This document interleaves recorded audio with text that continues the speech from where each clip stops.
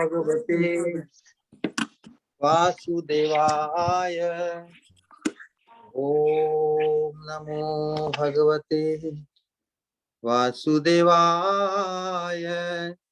नारायणं नमस्कृत्य नरं चैव नरोत्तमं देवीं सरस्वतीं व्यासं ततो जयमुदीरयेत्। नष्टप्रायेषु अभद्रेषु नित्यं भागवत सेवया भगवती उत्तम श्लोके भक्तिर्भवती नैष्ठिकी। परम धर्म के अनुशीलन के अंतर्गत श्रीमद् भागवतम और उनके अनुगत दिव्य प्रेम भक्ति सूत्रों से संपन्न हम श्री श्री प्रेम भक्ति चंद्रिका श्री नरोत्तम दास ठाकुर महाशय के द्वारा उद्धृत उनके भक्ति श्रुत जो उद्गार हैं, हम सभी साधकों के परम हित के लिए इसका अनुशीलन उनकी कृपा से हम करने का प्रयास कर रहे हैं। और उसी के अंतर्गत पिछले सत्र में विशेष रूप से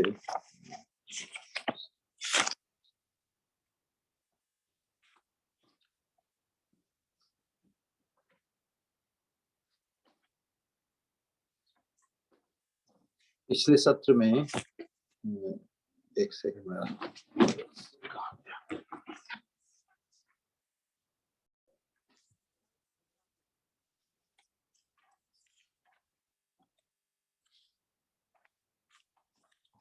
पिछले सत्र में तो भगवान नरोत्तम दास ठाकुर जी युगल प्रीति के दर्शन और युगल प्रीति के दर्शन में भी भगवान श्री राधा कृष्ण का जो परस्पर मग्नता है, परस्पर भाव विभोरता है, उसका निरूपण इस प्रकार का चिंतन कर रहे हैं। विशेष रूप से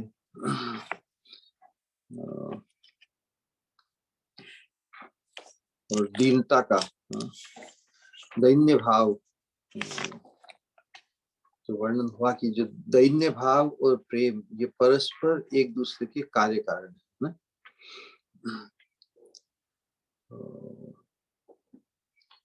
जहाँ पर दैन्य भाव प्रकाशित होता है वो प्रेम का ही लक्षण है। तो जो प्रेम मूर्ति, उस प्रेम की ही मूर्ति रूप श्री नरोत्तम दास ठाकुर है, उनके जीवन में ऐसा दैन्य भाव जैसे उन्हें कुछ प्राप्त ही नहीं। तो इस प्रकार का एक विरोधाभास लगता है ना, क्योंकि प्रेम के स्तर पर दीनता क्यों प्रकाशित हो जाती है, ये भी एक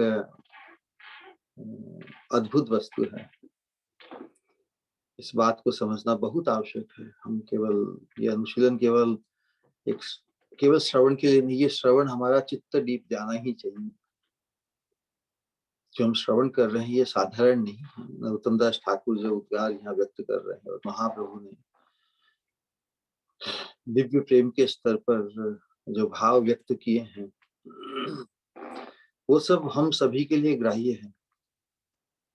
महाप्रभु का जो साधक आवेश है, साधक के रूप में कभी कभी उनका भगवद आवेश होता है, इसलिए महाप्रभु का अनुकरण हम नहीं कर सकते। महाप्रभु की जो शिक्षा है और विशेष रूप से रूप सनातन गोस्वामियों के माध्यम से उनकी जो शिक्षा है वो हम सभी के लिए ग्राह्य है।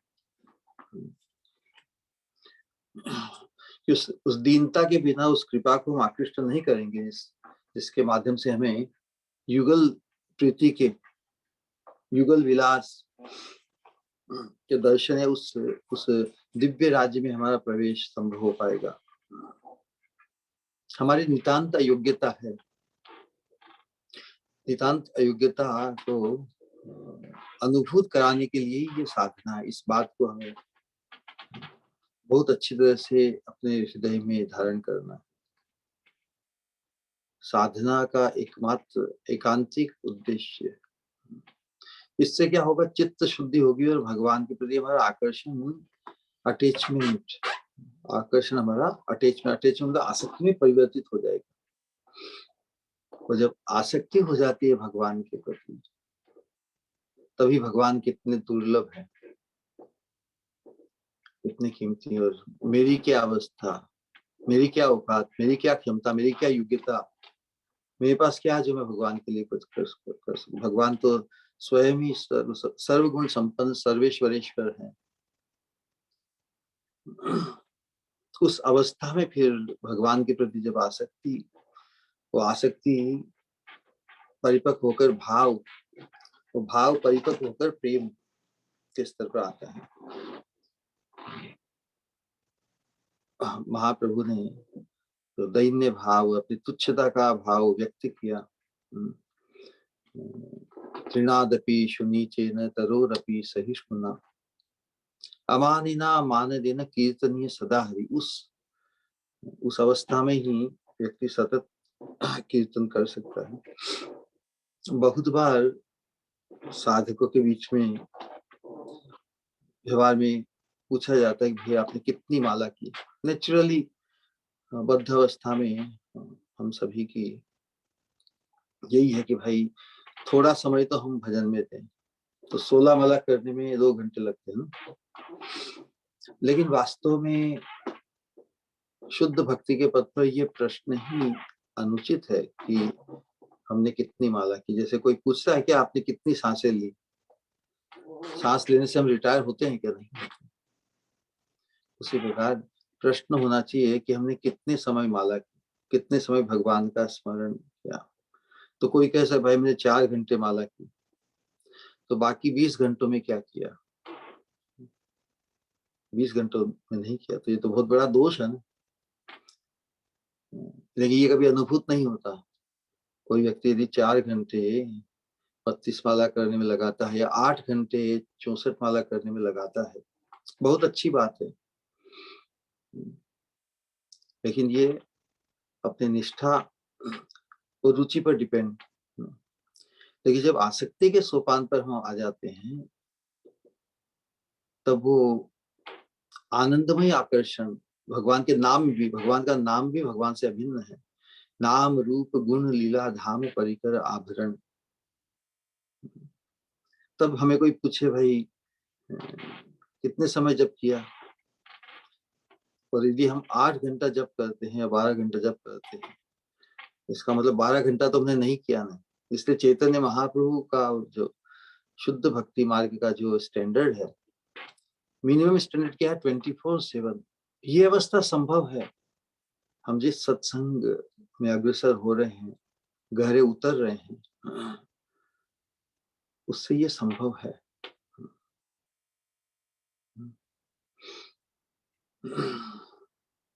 तो भगवान का जो दैन्य जब बढ़ता है, तो अभिष्ट की प्राप्ति एकांतिक हो जाती है। उस अवस्था में ही फिर महाप्रभु कहते हैं, न धनम न जनम न सुंदरीम कविताम व जगदीश काम है। कोई व्यक्ति बहुत दीन हो, भाई तुझे क्या चाहिए, क्यों दुखी है, क्या चाहिए? भूखे को रोटी खिला देते हैं, वस्त्र इनको वस्त्र इत्यादि, ये सब जीवन में अनेक अभाव के ग्रस्त होकर व्यक्ति दीन प्रतीत होता है।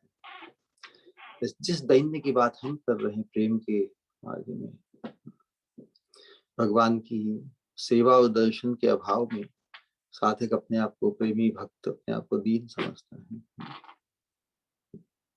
कि नहीं प्रभु, मम जन्मनी जन्मनीश्वरे भवतात भक्ति रहित की। मुझे न धन चाहिए, न जन चाहिए, न मोक्ष चाहिए। मैं तो ये चाहता हूँ कि मुझे अपने कर्म के वशीभूत बार बार जन्म भी लेना। मम जन्मनी जन्मनीश्वरे, भव बंधन से मैं छूट जाऊं, ये भी अभिष्ट नहीं।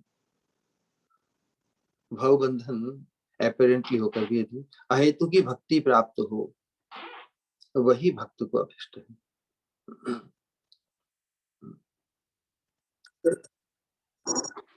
एक सेकंड।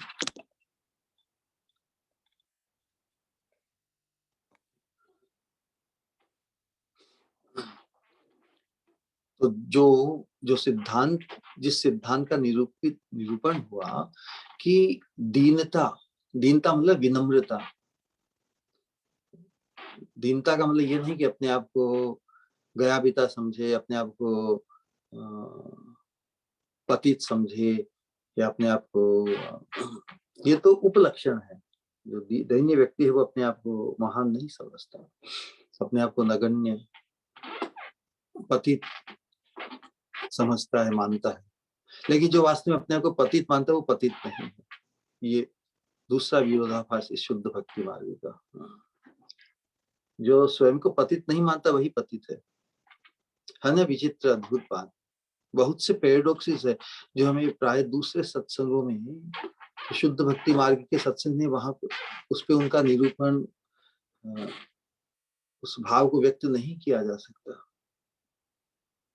हमें साधन भक्ति के माध्यम से, हमारी साधना अपनी नगण्यता, अपनी तुच्छता, अपनी इनकैपेसिटेटेडनेस को अनुभूत होना ही होगा, अन्यथा दैन्य हमारा स्थिर नहीं होगा। ये ठुकुर सुहाती बात, सिद्धांत, उपदेश दूसरों को सुनाने के लिए नहीं है, स्वयं को ही उतारने हैं। महाप्रभु ने शिष्टाष्टकम के जो उद्गार हैं उस दैन्य भाव में ही प्रकट हुए, अपने दिव्य उद्गारों को प्रकट कर रहे हैं, कोई उपदेश की दृष्टि से नहीं, खुद ही डूब रहे हैं। तो उसके माध्यम से भी दूसरों को भी लाभ हो जाए उनका श्रवण करने से, तो बहुत अच्छी बात है। तो वास्तव हमें खुद को ही उतरना है। हम पहले खुद के जीवन में उतारें, उस प्रकार बने, और फिर शायद हम किसी के लिए प्रेरणा स्रोत, किसी के लाभ के लिए हम, हमारा जीवन उपयुक्त हो जाए। लेकिन भारत भूमि ते हाइले मनुष्य जन्म जा, जन्म सार्थक करी। पहले हमें इस भाव को, इस दैन्य भाव को, इस व्यग्रता को, भगवान के प्रति हमारा जो आकर्षण है वो आसक्ति के सोपान तक पहुंचे। मिनिमम स्टैंडर्ड, कीर्तनीय सदा हरि, मिनिमम स्टैंडर्ड। महाप्रभु बड़े जादूगर है ना। गोरे बन के आए, सांवले बन के आए, तो कुछ लोग छटक गए उनसे। महाप्रभु राधा रानी का रूप की ओढ़नी ओढ़ कर आए, कौन आकृष्ट नहीं होगा। तो महाप्रभु के दर्शन साक्षात राधा रानी का दर्शन है, जिसमें कोई दोष नहीं है ना। और जो दोष मुक्त हो, इतना आकर्षक हो, सुवर्ण वर्ण हो, कौन उसके प्रति आकृष्ट नहीं होता। तो महाप्रभु ने दीन ही न जत छिलो हरि नामे उद्धारी लो, तार साक्षी जगाई मन। जब दीनता बढ़ती है तब अपनी तुच्छता, नगण्यता और कुछ सूझता नहीं, बस यही मांगा जाता है कि बस हे प्रभु, मैं इतनी बड़ी छलांग लगाना चाहता हूँ, आप तक पहुंचना चाहता हूँ। मैं तो नगण्य, आप तो परम पवित्र, परम शुद्ध। आपका और मेरा कहाँ मैच है? There is no match between you and me. इसके लिए आप कृपा करके बस आपकी शुद्ध भक्ति मेरे हृदय में जाके, मम जन्मनि जन्मनीश्वरे भवतात् भक्ति आहे तो की पई। भक्ति किसी और प्रयोजन के लिए नहीं कि मुझे धन चाहिए कि जन चाहिए। प्राय लोग जो भक्ति करते, इमिटेशन भक्ति, उनका यही होता है, धनम धनम जनम सुंदरीम कविताम मोक्षम। भोग और मोक्ष दोनों ही आकांक्षाएं होती है जिस भक्ति के दिखने में जो भक्ति में, लेकिन यदि लक्ष्य भोग या मोक्ष है तो वो भक्ति है ही नहीं, वो इमिटेशन है, दिखावा है। जो वास्तविक भक्ति है वो इनसे ऊपर, भवतात् भक्ति अहेतु की। इस भाव को हम संजो कर रखेंगे, इस भाव की जब पुष्टि होगी तब वो ये समझ में आएगा, यस, कि मुझ में भक्ति नहीं है, मुझे प्रेम नहीं है ना। विचित्र बात, जो भक्ति से लबालब प्रेम की मूर्ति रूप है, वो कह रहे हैं कि मुझे प्रेम नहीं है। और वास्तव में बहुत से साधक ऐसा बोलते हैं, हम तो बहुत भक्ति करते हैं, हमको तो भगवान में बहुत प्रेम है। प्रेम क्या, ये तो भगवान के लिए है। खुद को अनुभूत, खुद को ही यदि ऐसा लगने लगा मुझे भगवान में बहुत प्रेम है, वो तो ठप हो जाएगी ना। नहीं, ये सतत ये दैन्य बढ़ता ही जाता है। जिस प्रकार प्रेम का भाव भी उत्तरोत्तर बढ़ता ही जाता है, उसके साथ दीनता भी। प्रेमेर स्वभाव जहाँ प्रेमेर संबंध, ये प्रेम का स्वभाव, प्रेमेर स्वभाव जहाँ प्रेमेर संबंध, सही माने कृष्ण मोर नाही प्रेम गंध। प्रेम का ऐसा स्वभाव है कि जहाँ प्रेम का संबंध है, जहाँ प्रेम का भाव है, संबंध यहाँ मतलब भाव, जिस आस्पद के प्रति, जिस प्रेम के, जिस आस्पद के प्रति भाव है प्रेम का, सोचता है कि वही मानता है, प्रेम संपन्न व्यक्ति मानता है कि कृष्ण के प्रति मेरा कोई प्रेम गंध नहीं। तो यही बताया कि जो दीनता है प्रेम की परिपक्व अवस्था है। तो दैन्य को हम फेक नहीं कर सकते। हम दिखने में हम्बल विनम्र लगना चाहते हैं, दिखना चाहते हैं, साउंड करना चाहते हैं, लेकिन जो वास्तविक विनम्रता है वो प्रेम के सोपान पर ही आएगी। क्योंकि व्यक्ति को क्या चाहिए, जिस श्रेष्ठ वस्तु के प्रति आकर्षण उत्पन्न हो गया, आसक्ति उत्पन्न हो गई, उस वस्तु की प्राप्ति के अभाव में ही दीनता है। दीनता का निरूपण किया था ना, जो व्यक्ति किसी पर लुट जाए वही दीन है ना। लुट जाना, इतना आकर्षण किसी के प्रति, इतनी माधुर्य की अनुभूति होना किसी के प्रति, भगवान के प्रति ऐसे आकर्षण की, ये कृपा से ही है, भगवत कृपा से ही संभव है। और वही दिव्य विरह अवस्था है कि भगवान को कोई इतना चाहने लगे, भगवान के जन प्रिय गुरुदेव के प्रति ऐसा अनुभव होने लगे, तो क्या उसके जीवन में फिर कोई भी प्रकार का कपट, किसी भी प्रकार का के विकार रह सकते हैं क्या? संभव ही नहीं, क्योंकि उसे किस अनर्थ को पालना है। आसक्ति के सोपान पर आने पर साधक फिर प्रपंच से अपना अपनी राह को हटा देता है, हट ही जाते हैं प्रपंच। प्रपंच का आकर्षण तो हमारे संसार के जो संसार के जो आवेश है ना, भोग या मोक्ष के, मोक्ष तो सबसे बड़ा कपट है। इसमें जो आत्मवंचना है वो तो पराकाष्ठा पर है। भोगों की आकांक्षाओं के कारण भी कपट रहता है। कपट ऐसा पर्दा, हमारे और भगवान के प्रति ही केवल आकांक्षा, उत्कंठा, व्यग्रता का ही एकमात्र संबंध होना चाहिए। वो तो उत्पन्न हुआ नहीं, इसलिए वो कपट रूपी पर्दा सामने आ जाता है, संसार के पद पूजा प्रतिष्ठा के प्रति आकर्षण। लेकिन जब किसी के प्रति इतना श्रेष्ठ आकर्षण हो जाता है,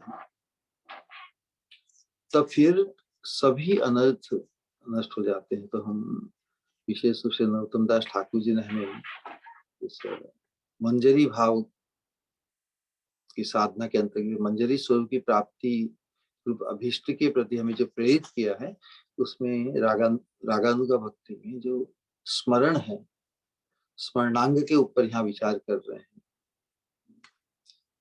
ब्रजराज कुमार श्याम वृषभानु नंदिनी नाम, श्री राधिका रामा मनोहरी। एक दूसरे के परस्पर उसी भाव को आगे बढ़ाते हुए जो परस्पर मुग्धता है उसको प्रकाशित करते हुए आगे कहे जा रहे हैं। लेकिन इसके पहले इस बात का हम निरूपण करना चाहते थे कि ये जो दीनता है प्रेम की परिपक्व अवस्था में होता है। और ये दीनता या जो प्रेम की परिपक्व अवस्था, ब्रज गोपियों में प्रकाशित हुई। ब्रज गोपियों में ये जो श्री कृष्ण के विरह में जो दीनता का प्रकाश हुआ, वो दीनता की चरम अवस्था है वास्तव में। इसलिए प्रेम राज्य में गोपियों का स्तर हाईएस्ट है, अल्टीमेट है, चरम भूमि पर था। और उन गोपियों में भी जो हमारी परमा गोपी है श्रीमती राधा रानी, सर्वोपरि ब्रज रमणियों में सर्वश्रेष्ठा श्री राधा रानी का जो विरह है,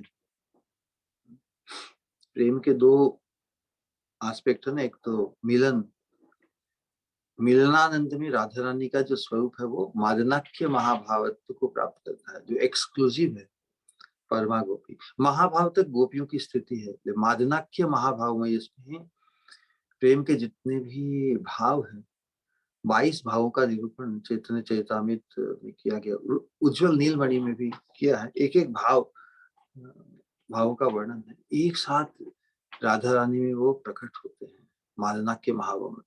भगवान के संगम में उनकी जो उनके चित्त की निबिड़तम अवस्था, मतलब वही है उसके एक्सक्लूसिव ग्रुप। इसीलिए जब कृष्ण भगवान राधा रानी के भाव की ओढ़नी ओढ़ के आए, तब जगत को मालूम हुआ कि वो क्या है। राधा रा महिमा प्रेम रस सीमा जगते जानाते के। वास्तव में राधा रानी की अवस्था को देख के भगवान स्वयं बिल्कुल अचंभित है, अरे ये क्या अवस्था है। कोई अति सुंदर अति आकर्षक व्यक्ति हो तो उसका आनंद भोग तो दृष्टा ही करते हैं। तो व्यक्ति विचार करता है मेरे में खुद में क्या है ऐसी चीज, तो वही अवस्था महाप्रभु की है। कृष्ण भगवान राधा रानी के भाव में, राधा रानी नहीं, विरह की अवस्था में दिव्योन्माद, तो मिलन की अवस्था में मादनाक्य महाभावत की प्राप्ति, और विरह की अवस्था में राधा रानी का दिव्य उन्माद। दिव्य उन्माद में वो कृष्ण विरह में भी कृष्ण के का चिंतन इतना सर्वत्र कृष्णमयता जो उन्हें अनुभूत होती है, उसका है। श्रीमद् भागवतम के 10वें स्कंद के 47वें अध्याय में जो भ्रमर गीत है,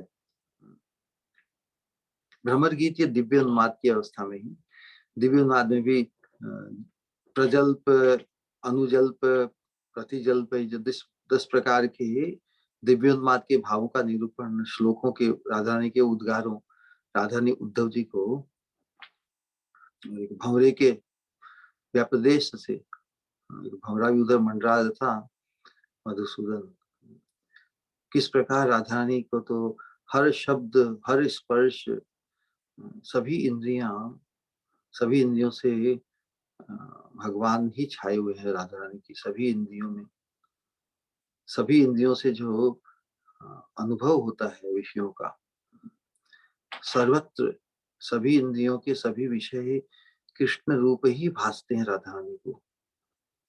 ये दिव्य उन्माद की अवस्था, ये दीनता की वास्तव में पराकाष्ठा अवस्था है। और महाप्रभु ने भी जगन्नाथपुरी में अंतिम वर्षों में उस दिव्य उन्माद की अवस्था में ही अपना जीवन, तो हम विचार कर सकते हैं कि उसी अवस्था में महाप्रभु के मुखारविंद से ये श्रेष्ठाष्टकम जैसे श्रेष्ठ ग्रंथ, श्रेष्ठ उद्गार प्रकट हुए, तो उनके हृदय में उस विरह के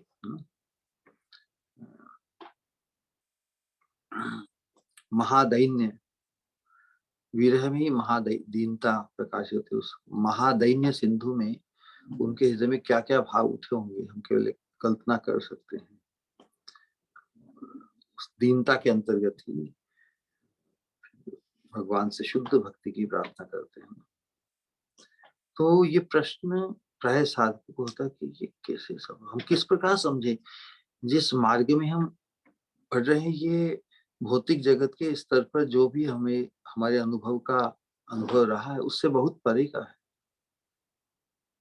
फिर भी ये भौतिक जगत में रहते रहते साधक जीवन में ही कृपा से हमें वो अनुभव होगा। कृपा से हमें वो अनुभव होगा जो अपने प्रयास और दूसरी साधना से वो संभव नहीं। तो प्रश्न यही होता है कि भाई भगवान स्वयं ही प्रेम के सिंधु है, क्योंकि साधारण साधक की तरह शुद्ध भक्ति पाने की इच्छा करते हैं। ये कैसा पैराडॉक्स है, विरोधाभास है। लेकिन जैसा बताया कि प्रेम का स्वभाव ही ऐसा है कि जहां पर जिसके प्रति प्रेम होता है, यहाँ पे कृष्ण के प्रति जो प्रेम है उनका, वो मानता है कि मुझे तो प्रेम की गंध भी नहीं है, न प्रेम गंधोस्ति दरापि में हरौ। क्योंकि भक्ति का स्वभाव ही, भक्ति का तटस्थ लक्षण क्या है? अतृप्ति, दैन्य। दैन्य क्योंकि जिस अभिष्ट धन की प्राप्ति अभी हुई नहीं, इसलिए दीनता है। कितना अद्भुत भाव महाप्रभु ने व्यक्त किया कि प्रेम धन बिना यही दरिद्र जीवन। प्रेम धन बिना, जिसे प्रेम धन की प्राप्ति नहीं, बाकी सब धन प्राप्त हो गए लेकिन वो अपने आप को दरिद्र ही मानता है, यही दैन्य दैन्य है। प्रेम धन बिना यही दरिद्र जीवन, दास करी वेतन मोरे देह प्रेम धन। हे प्रभु मुझे दास बनाकर वेतन के रूप में प्रेम धन दीजिए, है ना। तो प्रेम का स्वभाव ऐसा है जिससे हम सावधान हो जाए साधक। यदि हम वास्तव में प्रेम के सोपान पर या प्रेम का स्पर्श भी यदि हमें हुआ है, प्रेम के भाव का, तो हम कभी मान ही नहीं सकते कि हमें कृष्ण के प्रति प्रेम है। प्रेम होता तो क्या इतनी दूरी दर्शन से हमें वंचित होना पड़ता, सेवा से वंचित होना पड़ता। तो ये अतृप्ति भक्ति का ही स्वभाव है। हम हमारे जीवन में हम जो भजन करते हैं उसमें रस आस्वादन हमारा बढ़ रहा है कि नहीं, इसका प्रमाण क्या है? इसका प्रमाण ये अतृप्ति है, इसका मापदंड अतृप्ति है, पिपासा है। भक्ति मार्ग में जितनी हमारी पिपासा, उत्कंठा, लालसा, व्यग्रता बढ़ेगी भगवत दर्शन और भगवत सेवा की प्राप्ति के लिए, श्री गुरु वैष्णव के संग के लिए पिपासा, आसक्ति, उनके उसका भाव जो खलेगा ना, तो यही प्रमाण है कि हम इस प्रेम भक्ति राज्य में अग्रसर हो रहे हैं। पिपासा क्या क्या बताए, शास्त्रों में बताया, एक अद्भुत उदाहरण दिया है। उदाहरण यही दिया है कि संसार के स्तर पर क्या होता है, हम किसी चीज की पिपासा हो सपोज, और वो वस्तु यदि हमें मिल जाए, या किसी चीज की भूख हो, पिपासा हो, भूख प्यास होती है, भूख प्यास को मिटाने वाली, भूख प्यास को मिटाने के लिए जो पदार्थ, जो पेय पदार्थ या खाद्य पदार्थ लेते हैं, दोनों का क्या होता है? क्षुधा, क्षुधा मतलब भूख, क्षुधा और खाद्य वस्तु, खाद्य वस्तु मतलब आहार, उभय जेमन, उभय उभयर है विनाश कारण। संसार की रीति यही है, आपको भूख लगी और भोजन सामने आया तो भोजन भी गायब और भूख भी गायब। भूख ने भोजन को समाप्त कर दिया, भोजन ने भूख को समाप्त कर दिया। कितना सहज हम इस बात को समझ सकते हैं। हमारे भौतिक स्तर पे यही है, हम किसी चीज का अभाव हमने महसूस किया, वो चीज मिल गई और बस वो अभाव समाप्त हो गया। लेकिन प्रेम राज्य की रीति अलग है। प्रेम राज्य ये रीति अति विलक्षण विलक्षण है, जिसका कोई सामी नहीं इस भौतिक स्तर पर। प्रेम राज्य ये रीति अति विलक्षण, उभय उभयर करे, उभय उभय है वर्धन कारण, एक दूसरे को बढ़ा देते हैं।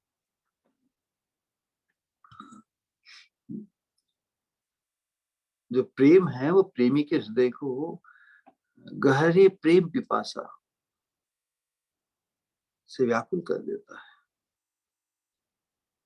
जो कुछ भी हुआ पहले उसमें तृप्ति नहीं है, संवाद भी हुआ, बात भी हुई, दर्शन भी हुए, लेकिन प्रेम का स्वभाव ऐसा है कि उसने तो और पिपासा को बढ़ा दिया। संसार में प्यास और भूख पीने और खाने से मिट जाती है, समाप्त हो जाती है, यहाँ पर तो ये पिपासा बढ़ जाती है, व्याकुल कर देता है। जितनी पिपासा उतना ही अधिक आस्वादन, और जितना आस्वादन उतनी पिपासा। पिपासा आस्वादन को बढ़ा देती है और आस्वादन होने से और पिपासा बढ़ जाती है। कैसी विचित्र है। तो प्रेम राज्य का जो व्यवहार है, वास्तव में संसार की में जो हमारा अनुभव है उससे विपरीत है। वहां तो कृष्ण माधुर्य का आस्वादन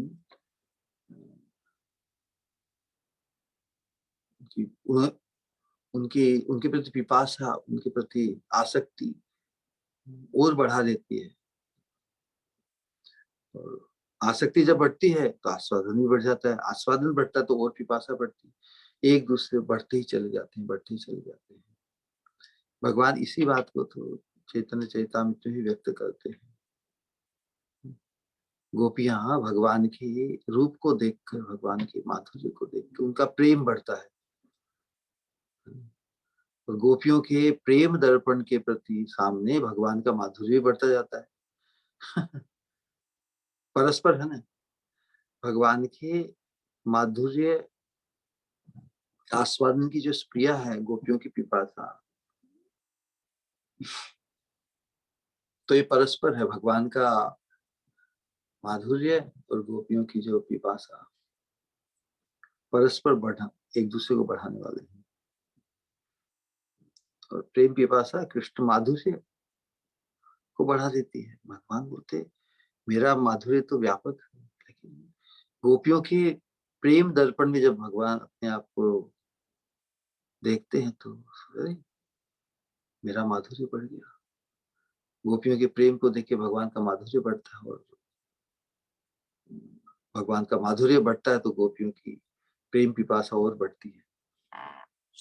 तो इस बात को जब हम ध्यान करेंगे तभी हमारी वास्तविक स्थिति का निरूपण होगा।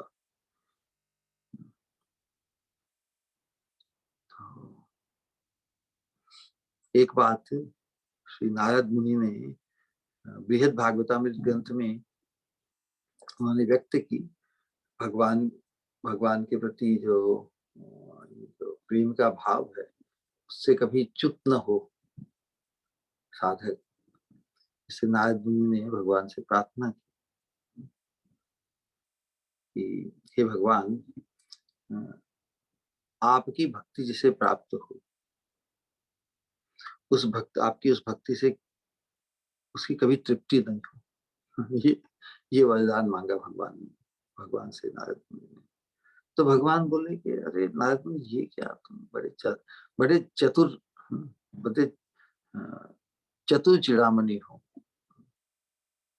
बड़े, लेकिन तुमने ये क्या मांग लिया। भगवान कह रहे हैं कि मेरी कृपा से प्राप्त जो भक्ति है, भगवान की कृपा से ही प्राप्त, उसका स्वभाव ही ऐसा है, अतृप्ति स्वभाव से ही। इसलिए तुमने ये क्या प्रार्थना की, ये तो मेरी भक्ति का स्वरूप ही है। लेकिन नारद मुनि तो बड़े चतुर है ना, भगवान के मुंह से ही करवा दिया। जैसे जैसे नारद मुनि को मालूम ही है कि भगवान आप ऐसी कृपा करें जिसे आप भक्ति प्रदान करें, आपकी कृपा से जो भक्ति हो उसके जीवन में कभी वो तृप्त न हो।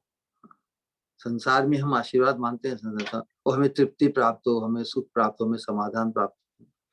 और नारद मुनि भगवान से क्या प्रार्थना कर रहे हैं, सभी हम सभी भक्तों के परम लाभ के लिए, हमें जो भक्ति प्राप्त हुई उसमें हमारी कभी तृप्ति न हो।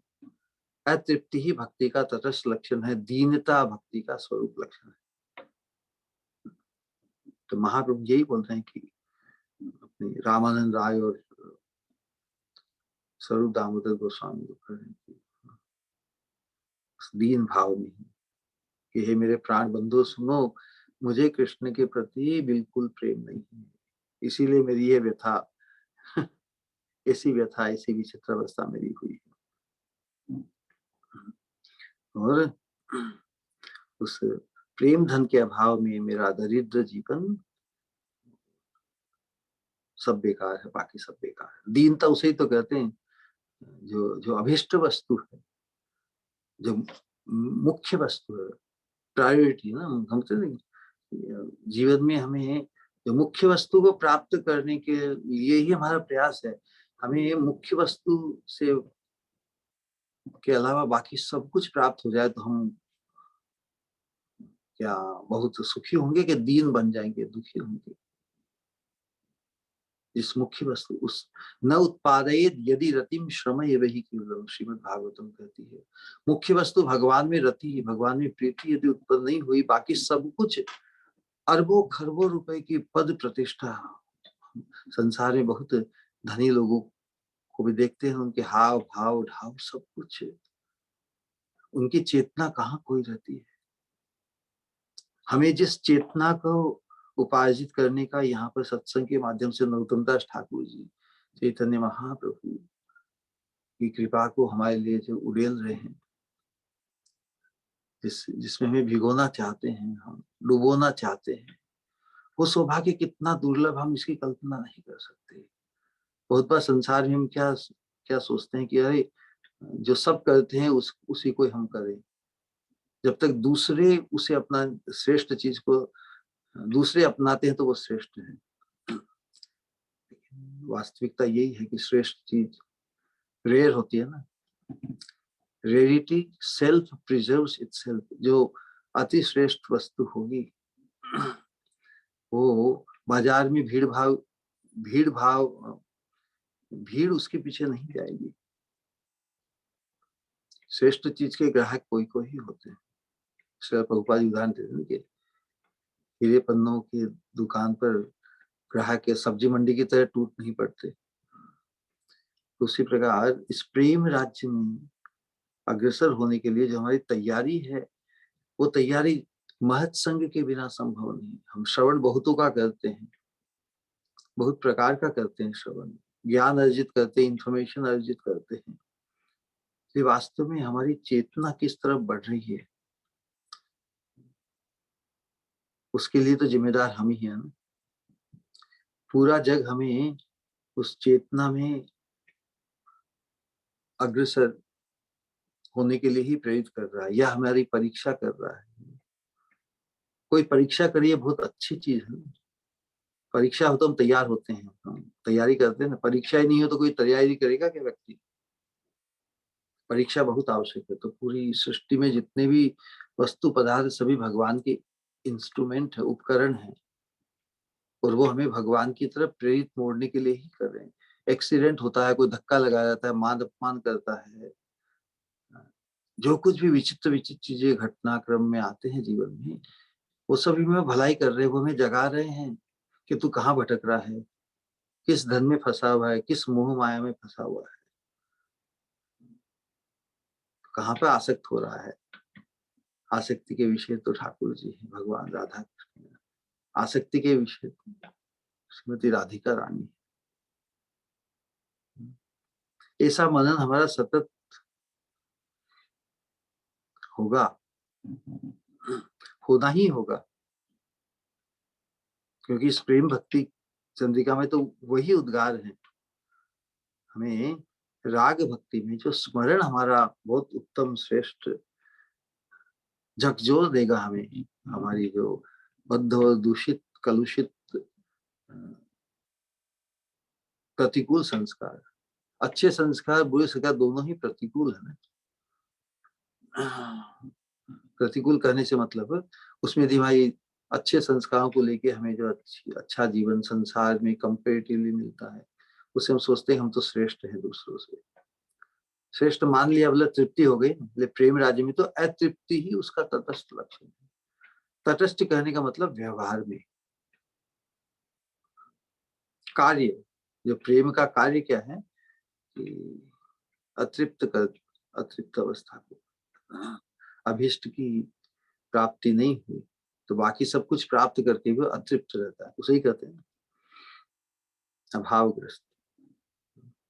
उसके कारण की दीनता प्रकाशित होती है। तभी उस अभाव की अवस्था में, अतृप्ति की अवस्था में ही तो फिर बेगिंग, प्रबल दैन्य भाव में, जैसे प्रेम है ही नहीं। दो प्रकार के साधक होते हैं ना, जात रति, अजात रति। जात रति होते हैं जिनकी रति या प्रेम जागृत हो गया हृदय में, लेकिन यहाँ महाप्रभु साक्षात प्रेम मूर्ति होकर भी अजात रति जैसे प्रेम विहीन साधक की तरह पुकार रहे हैं व्यग्रता से, बेगिंग इन अटर डेस्पिरेशन। लेकिन माया मुग्ध जीव की अवस्था क्या है? माया मुग्ध जीव तो अनंत काल से, जैसे तो भगवान को भुला हुआ ही है, तो भगवान की धारणा को भी धर्म के अंतर्गत अपना कर मांगता क्या है भगवान से? संसार के सुख ही मांगता है, संसार के सुखों की कामना, अनादिकाल से धन जन इन्हीं की कामना करता आया है, और उन्हीं कामनाओं को पुष्ट करने के लिए अनंत योनि में बार बार बार बार घूम रहा है। क्या इसी अवस्था को हम भगवान के भजन को अंगीकार करके चालू रखना है कि हमें प्रेम राज्य में प्रवेश के प्रति के लिए जो व्यग्रता, जो उत्कंठा, दैन्यता, अतृप्ति के भाव को पुष्ट करना है ना? विचित्र ये प्रेम राज्य की, प्रेम राज्य को प्राप्त करने की जो यात्रा है ना, विचित्र, कितनी विचित्र है, कितनी हमें आकृष्ट करती है, कितनी रियली हम इसको जीवन में, अपने जीवन में उतारेंगे, उतार सकते हैं। हम सभी मनुष्य रूप में हम सभी को इक्वल अपॉर्चुनिटी, सभी को इक्वल अधिकार दिया हुआ है, लेकिन अधिकार के साथ फिर योग्यता अर्जित करना तो बाकी है।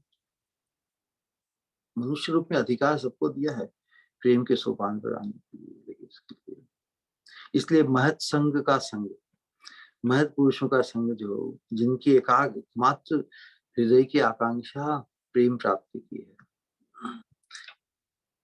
तो जिसकी एकांतिक प्रेम प्राप्ति की आकांक्षा हो जाती है, वही तो प्रेम प्राप्त व्यक्ति है, क्योंकि आकांक्षा ही साधक के हाथ में है। किसी चीज को पाना नहीं, किसी चीज को चाहना, आकांक्षित होना, उत्कंठित होना, व्यग्र होना, वही तो साधक के हाथ में है। तो ये जो उत्कंठा इतनी निबिड़ होती है, इतनी एकांतिक होती है कि इसके सामने दूसरी संसार के स्तर की सभी आकांक्षाएं जड़मूल से निकल के समाप्त हो जाती है। इतना इसका खिंचाव है। फिर भोग मोक्ष की स्पृहा का स्पर्श भी नहीं। इसलिए चेतन चेता में क्या कि भुक्ति मुक्ति सिद्धि वांछा मने यदि है। कितने सूत्र देखिए, ये झकझोर देंगे साधक को। भुक्ति मुक्ति सिद्धि वांछा मने यदि है, साधन करिले प्रेम उपजय नय। इन श्लोकों को पीने का मन होता है। एक एक सूत्र, एक एक सिद्धांत चमत्कार कर देता पूरा, जैसे वो दूध को, ये संसार का जो हमारा जो मोह का सागर, ये दूध जैसा है। एक सूत्र रूपी, एक सूत्र इसमें प्रवेश कर जाए तो जो दूध को फाड़ देता है, दूध का दूध, पानी का पानी। लेकिन जब तक ये वांछा, हमारी साधना करें, हम ये जो सत्संग करें, उसमें भी क्या, जो सत्संग करने से लाभ ही होगा, संसार के लाभ को यदि हम लक्ष्य कर रहे हैं, तो साधन करिलो प्रेम उपजय नहीं। साधन करिलो प्रेम उत्पन्न न होए। हमें अपने आप को इस भूल भुलैया में नहीं रखना है कि हम बहुत कुछ अच्छा काम कर रहे हैं। ये सत्संग के माध्यम, ये सत्संग अच्छा का तो फिर बुरा होता है, कोई अच्छा करता है, कोई बुरा कहता है। इस अच्छे बुरे में ही तो फंसे हुए हैं संसार में अनंत काल से। हम अच्छा ही बनना चाहते हैं, दिव्य कभी नहीं बन पाए। हमें दिव्य बनना है, हमें अच्छे त्रिगुणात्मक जगत के आवेश से ऊपर उठना है, न केवल रजोगुण तमोगुण के आवेश से मुक्त होना, बल्कि सत्व गुण में अपने आप को आत्मा मानना, आत्मा मान के तृप्त हो जाना है ना। हम तो आत्मा है, हम तो आत्मा का सत्संग करते हैं, हम तो ब्रह्म का चिंतन करते हैं। ये साधना भी वास्तव में अनर्थ है। शिवो हम सो हम अहम ब्रह्मास्मि, ये जो सूत्र है जिसमें नैष्कर्म्यम अपि अच्युत भाव वर्जितम, भगवान के प्रति प्रीति का भाव जिस साधना में नहीं है वे सब अनर्थक है। प्रेम भक्ति के स्तर को संपर्क, हम जिस मार्ग में आगे बढ़ना चाह रहे हैं, बढ़ रहे हैं, उनके लिए वैसी साधनाएं अनर्थ है वास्तव में। तो उसी भाव को जब हम अपनाएंगे जीवन में, तभी नरोत्तम दास ठाकुर जी जिस प्रेम राज्य में हमें प्रवेश कराना चाहते हैं और अपने साक्षात अनुभव सिद्ध भाव उनको व्यक्त करके हमें परिचय करा रहे हैं कि यस, तुम्हें भी इस अनुभव से संपन्न होना है। तो ये जो भगवान का जो भजन है, भगवान का भजन भक्ति, भक्ति अर्थात सेवा, सेवा द्वारा उन्हें सुखी करने का जो हमारा संकल्प है, एक प्रकार का आवेश है। ये आवेश तभी तीव्र होगा जब इस प्रेम भक्ति साधना की के अनुशीलन से हमारी संसार की आकांक्षा जड़ मूल से समाप्त। ऐसा नहीं कि हम फिर संसार के व्यवहार में नहीं रहेंगे। संसार का व्यवहार समय स्थान परिस्थिति के अनुरूप चलता रहेगा, लेकिन वह जो आवेश है, आवेश भगवत प्रीति में इतना प्रबल हो जाएगा कि हम संसार के व्यवहार को आपात दृष्टि से व्यवहार में निभाते हुए भी हमारे मन का आवेश, हमारा चिंतन है। जैसे किसी को मूवी देखने की बड़ी स्प्रिया हो, तो ऊपर दृष्टिकोण से वो सभी कार्य फटाफट एक्सपर्टली कर रहा है। 3 से 6 बजे का शो है, अभी 12 बज रहे हैं, बहुत से काम घर के, इतने परिवार के, उसका चिंतन कहाँ रहता है, 3 बजे के पहले यहाँ से बिल्कुल सिमट लूं।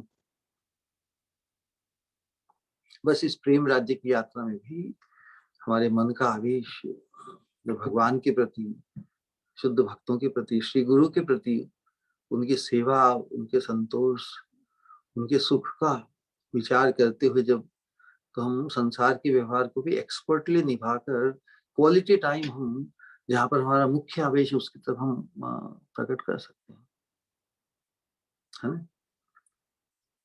तो वो जो मुख्य आवेश जो भक्तिमय है, भोग और मोक्ष का नहीं, मुख्य आवेश जब भक्ति का होगा तो वही निष्कर्मण्यता है। बाकी तो सभी कर्म बंधन के कारण है हमारी जो आकांक्षा है, भोग के लिए, मोक्ष के लिए, मोक्ष की आकांक्षा भी भव बंधन का ही कारण है। विचित्र लगता है ना बात, कि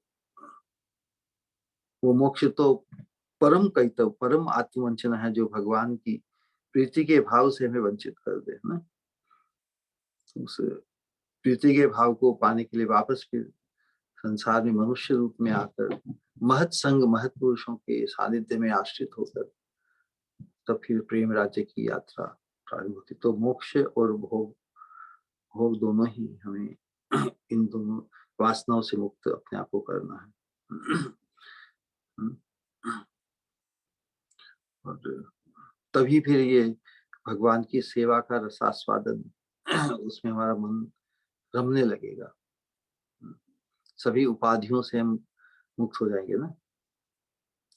सभी उपाधियों से मुक्त होना अर्थात संसार के स्तर पर 2 ही प्रकार की आकांक्षा है ना, भोग और मोक्ष की, भुक्ति मुक्ति स्पृहा यावत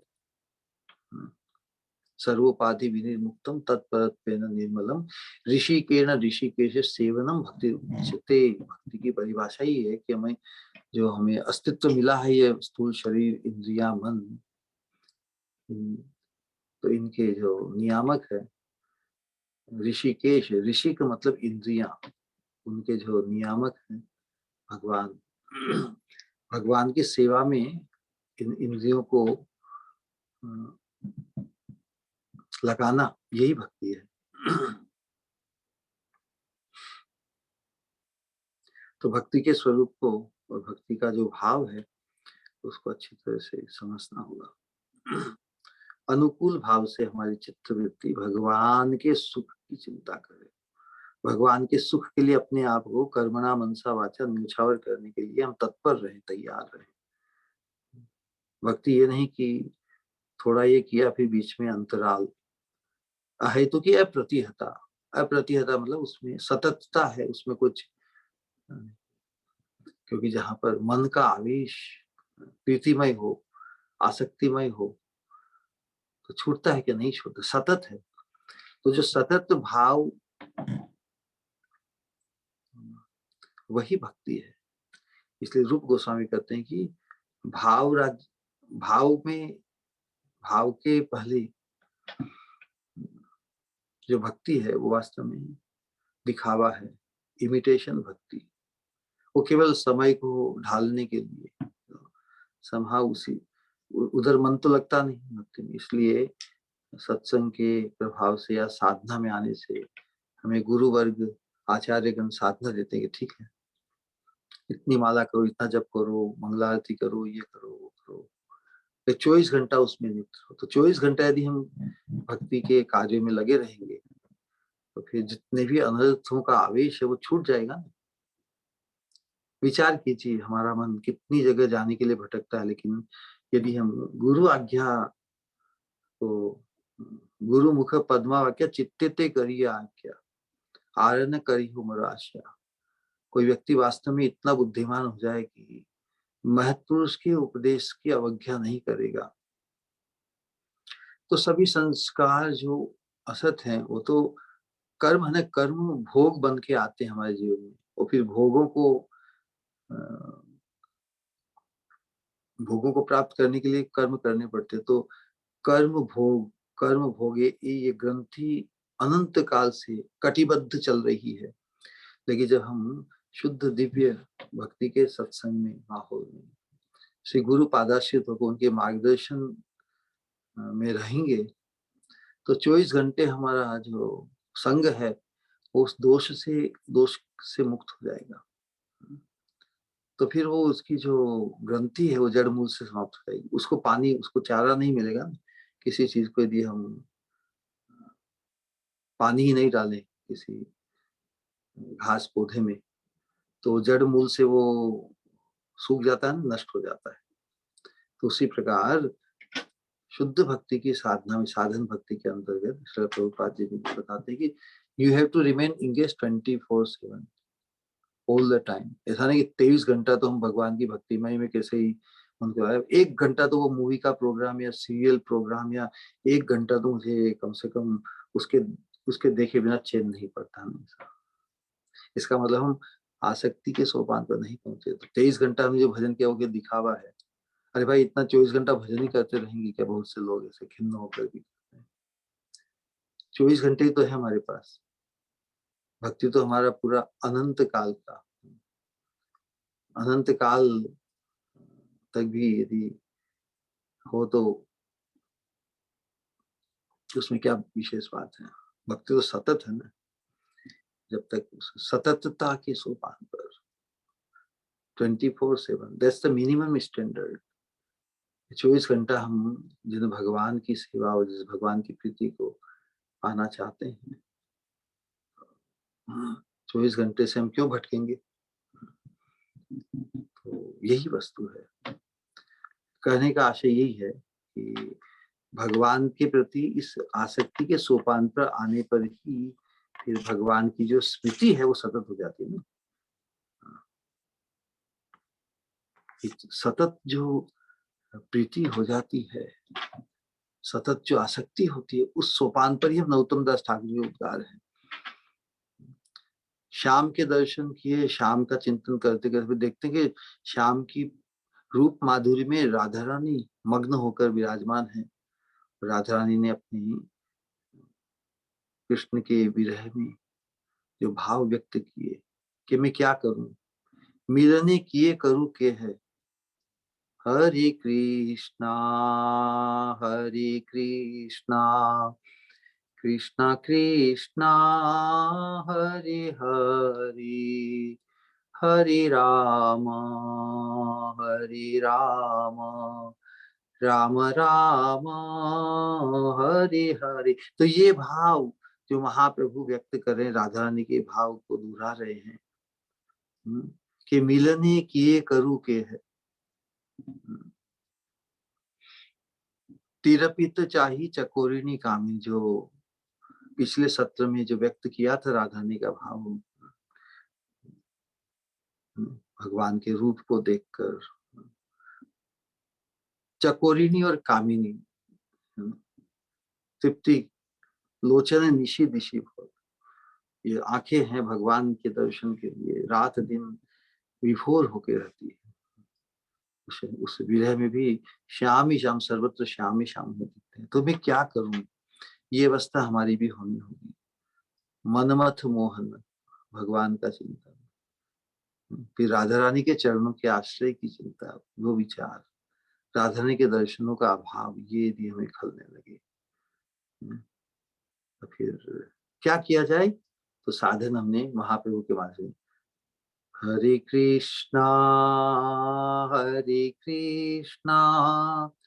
कृष्णा कृष्णा हरे हरे, हरे राम राम राम हरे हरे। जिस चीज का अभाव हमें हो, स्वभाव,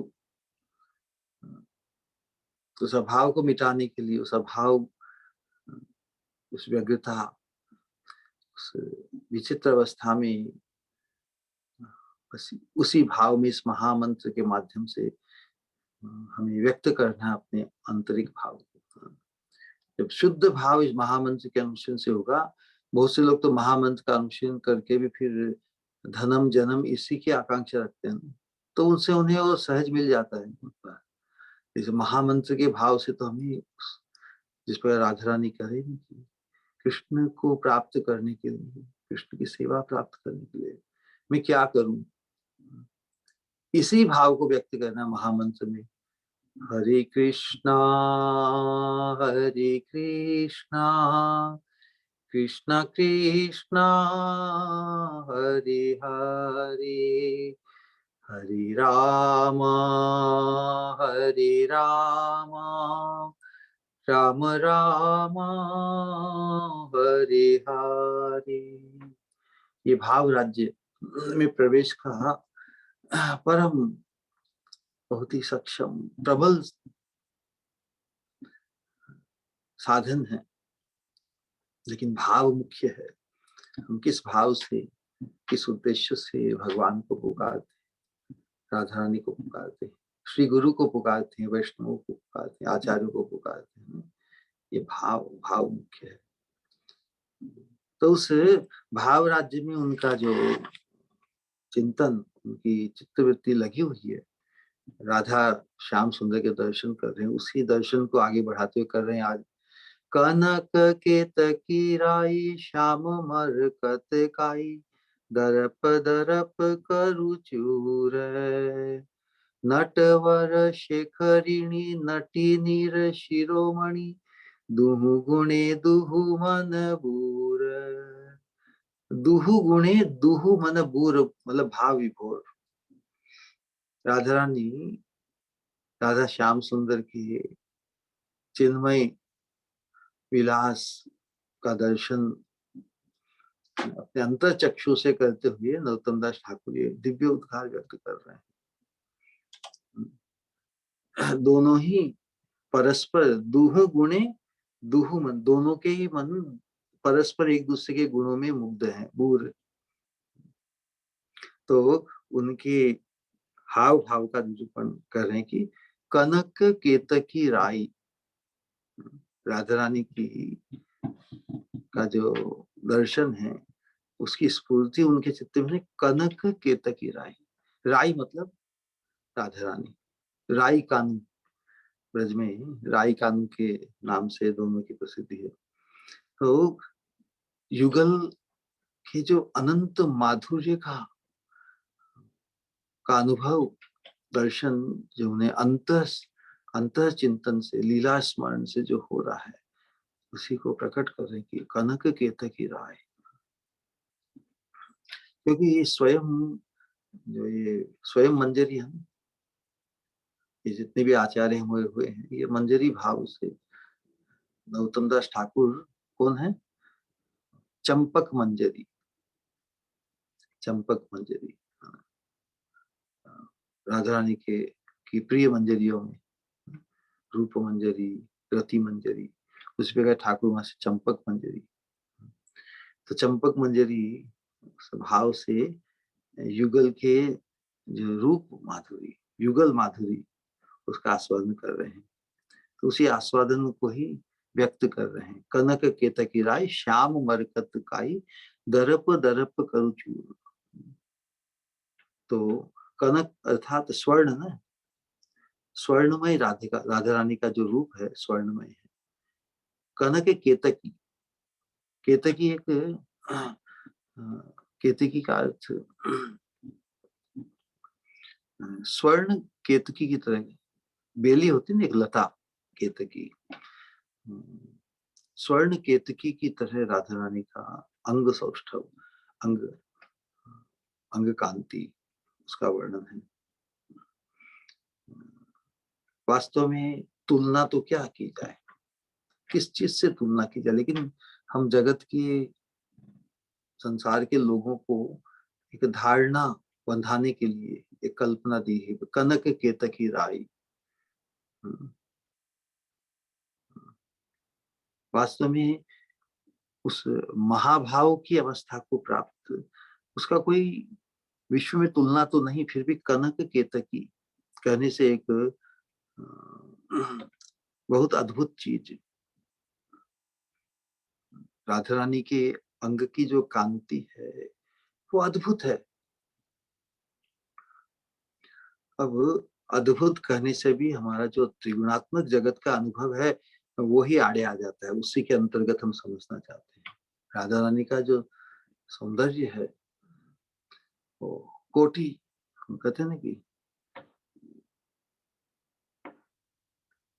कोटि कोटि बिजली या जो प्रकाश पुंज उसके जैसा है। तो कोई व्यक्ति विचार करे कि ये तो यार, जैसे एक सूर्य की ज्योति सूर्य के सामने देखने से हमारी आंखें तो झुझला जाती है,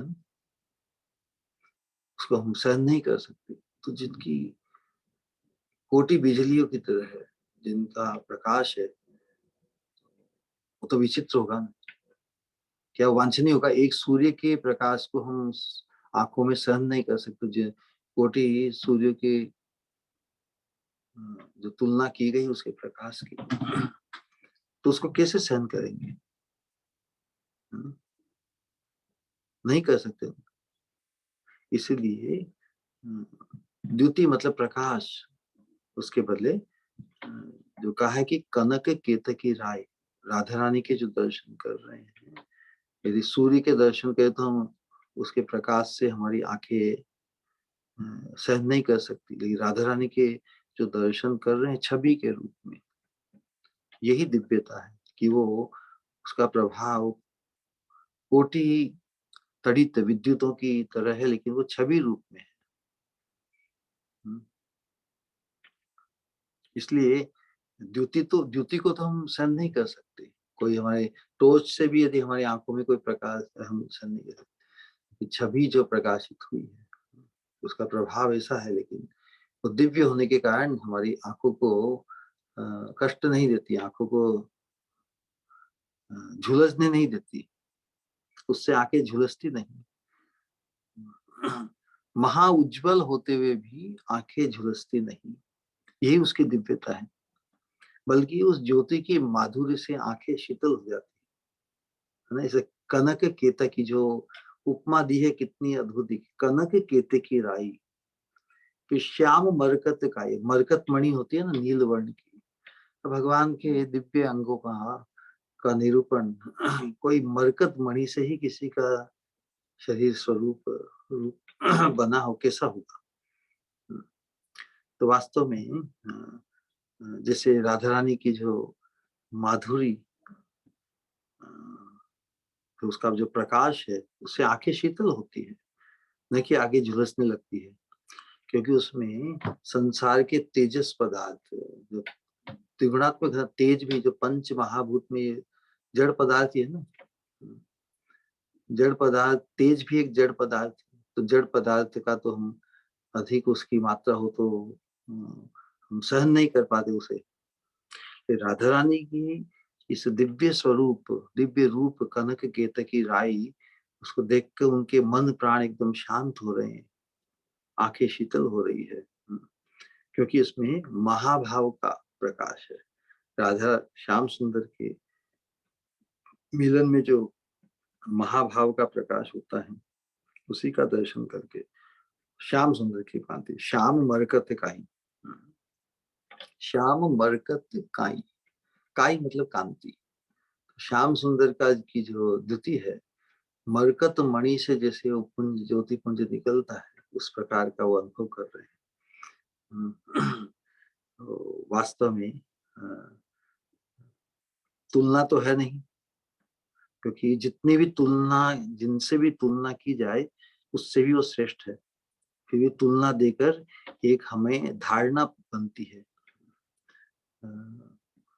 अनेक प्रकार की तुलनाएं है ना, चांद से तुलना की जाती है, मेघ पुंज से भगवान की तुलना की जाती है ना, नील रतन, काजल से, ये श्याम वर्ण की मरकत मणि से ये तुलना की जाती है। लेकिन क्या उस दिव्य मूर्ति श्याम की तुलना किसी इन पदार्थों से की जा सकती है? नहीं की जा सकती।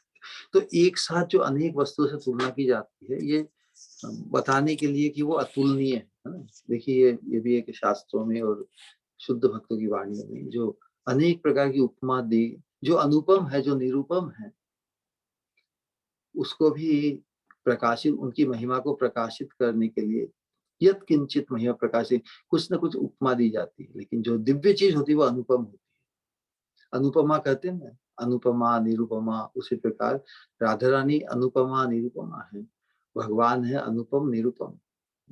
तो ये शब्द फिर भी वो कितने अद्भुत है। हम इस संसार के अनुभव से संपन्न परिचित व्यक्तियों को उस दिव्यता का थोड़ा बोध कराने के लिए शास्त्र हमारे सामने होते हैं। तो जिस प्रकार कनक नाम शब्द से ही एकदम उज्जवल वस्तु, आकर्षक वस्तु का बोध होता है, उसी प्रकार राधा रानी की अंग की जो कांति है वो बहुत ही आकर्षक है। उसी प्रकार श्याम सुंदर के अंग की कांति नीलमणि की तरह है, वो मेघ पुंज की तरह बहुत ही आकर्षित करने वाली है। तो तथापि विचार ये है कि लेकिन यहाँ पर दोनों का संगम दिखा रहे हैं ना, राधा रानी की स्वर्ण ज्योति और श्याम सुंदर की नील ज्योति, एक दूसरे को परस्पर। तो राधा रानी अपनी स्वर्ण ज्योति के लेप से श्याम सुंदर की जो मरकत मणि का जो प्रकाश है, उसको जैसे अभिभूत कर दिया, उसे अपने उसमें ढक लिया है। यही, क्योंकि जो प्रेम है, प्रेम के तो सभी वशीभूत हो जाते हैं। कहने का आशय है राधा रानी का जो प्रेम का जो भाव है, तो स्वर्ण ज्योति जिस प्रकार किसी अंधकार में यदि ज्योति का पुंज प्रवेश करते ही अंधकार का प्रभाव समाप्त हो जाता है, तो उसी प्रकार राधा रानी के संग में तो भगवान का घन कृष्ण श्याम स्वरूप है, उस वर्ण में प्रविष्ट होकर भगवान की, श्री कृष्ण की अंग कांति को मरकत मणि जैसे स्वरूप बने। मरकत मणि तो जो नील द्युति को प्रकाशित कर, लेकिन राधा रानी के संग में वो नील द्युति पराभूत हो गई है, उस प्रकार का अनुभव कर रहे हैं। उस अनुभव को और प्रकाशित करने के लिए कहा कि दरप दरप करु चूर। दरप, दरप का एक, दरप, दरप मतलब गर्व, और दरप का एक अर्थ होता है कामदेव। कामदेव का भी एक नाम है, कंदर्प का भी एक नाम दरप है। तो दरप, तो जब राधा कृष्ण परस्पर युगल माधुरी के सामने जो कामदेव है, कोटि रति कंदर्प को भी पराभूत करने वाली उनका माधुर्य सौंदर्य है। यही बात है कि दरप दरप कर चूर, कितनी अद्भुत बात है। दरप दरप एक एक शब्दों में इस प्रकार एक ही शब्द लेकिन अलग अलग अर्थ होते हैं। जिस प्रकार कहते हैं कनक कनक से 100 गुनी, उदाहरण दिया जाता है कि कनक कनक से 100 गुनी मादकता अधिकार। दोनों ही कनक है नाम से, तो वैसे ही दरप दरप कर चूर, दर्प का भी कामदेव ने, कामदेव का दर्प क्या है? उसने कहा कि हमने ब्रह्मा जी को नहीं छोड़ा, शिव जी को नहीं छोड़ा, इंद्र को, चंद्र को, सभी बड़े बड़े जो महारथी उन सबको मेरे सामने मैंने परास्त कर दिया ना। लेकिन वो दर्प जो कोटि रति, कोटि काम देवों को भी पराभूत करने वाली भगवान की जो रूप माधुरी सौंदर्य जो झलकता है, उसके सामने सब पराभूत हो जाते हैं। प्रभाव को बताने के लिए ही कि भगवान की रूप माधुरी का जहाँ प्रकाश होता है उसका प्रभाव कितना जबरदस्त है। तो दर्प दर्प कर चूर तो कनक के बाद भी एक कनक होता है खाने की वस्तु, धतूरा होता है, और एक कनक होता है स्वर्ण। तो दोनों में किसका नशा ज्यादा है? तो कहते कनक कनक से 100 गुनी, एक कनक का जो प्रभाव है दूसरे कनक से 100 गुना ज्यादा है। धतूरा तो उसका प्रभाव पाने के लिए खाना पड़ता है, या खाए बोराए नर। इसे तो खाने से बोराए मतलब बुराई मतलब पागल हो जाता है या नशे में आ जाता है। और ता पाए बुराई, और किसी को कनक मतलब धन यदि पास में भी हो तो उससे वो उसकी अवस्था विचित्र हो जाती है ना। तो उसी प्रकार यहाँ पे दर्प दर्प कर चूर कहने का आशय है कि जो कामदेव, उसका दर्प, उसका गुमान बहुत जबरदस्त है, जो सबको मोहित करे संसार में, कि कोई भी उसके चुंगल से बच नहीं सका। बचा क्या आज तक शुद्ध भक्त के अतिरिक्त? ब्रह्मा शिव सभी सभी को उसने पराभूत किया, तो उसका गर्व बढ़ेगा ही। उस उनके गर्व को कौन शांत करे? तो यहाँ पे राधा कृष्ण की जो रूप माधुरी है उसी के प्रभाव को यहाँ व्यक्त किया जाए कि दरप दरप कर चूर। अरे भाई कामदेव तो अपने आप को बहुत घमंड, लेकिन तेरा घमंड भी यहाँ पर कुछ काम का नहीं। इसीलिए कहानी कि राधा संगे यदा भाति तदा मदन मोहन, भगवान की जब राधा रानी के संग में मदन मोहन मूर्ति प्रकाशित होती है, मदन अर्थात कामदेव, मोहन मतलब वो भी मोहित हो जाता है। लेकिन जब राधा रानी के संग में विराजमान होते हैं श्री कृष्ण, राधा संगे यदा भाति तदा मदन मोहन, अन्यथा विश्व मोहोपी। अन्यथा तो जब राधा रानी के संग में नहीं हो, भले ही वो विश्व को मोहित करने वाले हो, लेकिन स्वयं भी मोहित हो जाते हैं। जब राधा रानी के संग में विराजमान होते हैं तो भगवान तो पूरे पूरे मग्न हो जाते हैं। इसलिए राधा का श्याम है ना, Krishna is completely captured by Radha Rani. तो फिर हम कृष्ण को, एकाकी कृष्ण को पकड़ने का, पाने का क्यों प्रयास करें? तो जो हमारी जो प्रेम राज्य की साधना है, मंजरी भाव की उपासना, उसमें हमारी आकांक्षा कृष्ण को एकाकी रूप में पाने की है ही नहीं, स्प्रिया ही नहीं। हम तो वहां पहुंचना चाहते जहां पर कृष्ण आगे होके हमें प्राप्त होना चाहिए। तो जो ट्रूली इंटेलिजेंट है तो वो जो सरल मार्ग अपनाएगा ना, जो इतना बुद्धिमान नहीं है वो हार्ड वे, टफ वे को अपनाएगा। संसार की रीति विचित्र है। लोग संसार में कहते हैं अरे ये भक्ति साधना नहीं, तो साधारण लोगों के लिए जो योग साधना के तपस्या नहीं कर सकते। लेकिन वास्तव में कोई भी सहज बुद्धि से करे, जो बुद्धिमान व्यक्ति होगा वो सरल मार्ग उसको अपना लेगा। जो बुद्धिमान नहीं है वही कठिन मार्ग अपनाएगा। सही बात के नहीं? जो प्रोफेसर हो मैथमेटिक्स का, वो बहुत सहजता से किसी सवाल को ट्रिग्नोमेट्री कैलकुलस का सोल्व कर लेगा ना, इजी वे, 1 2 3 स्टेप में। लेकिन जो इतना बुद्धिमान नहीं है वो बहुत अटकलें करके भी उस रास्ता, उसका हल ढूंढ नहीं पाएगा। ये संसार में भी देखा जाता है ना। लेकिन फिर भी दुर्बुद्धि लोग ऐसा समझते हैं कि हाँ, ये भक्ति की साधना तो बहुत सिंपल और not so advance, not so educated लोगों के लिए। वो वास्तव में मूर्ख है, वो पढ़े लिखे बुद्धू है लोग, ऐसा जो सोचते हैं। वास्तव में हरि भक्ति सुदुर्लभा, बहुत दुर्लभ है भक्ति, बहुत दुर्लभ है, लेकिन असंभव नहीं, ये कहने का आशय है।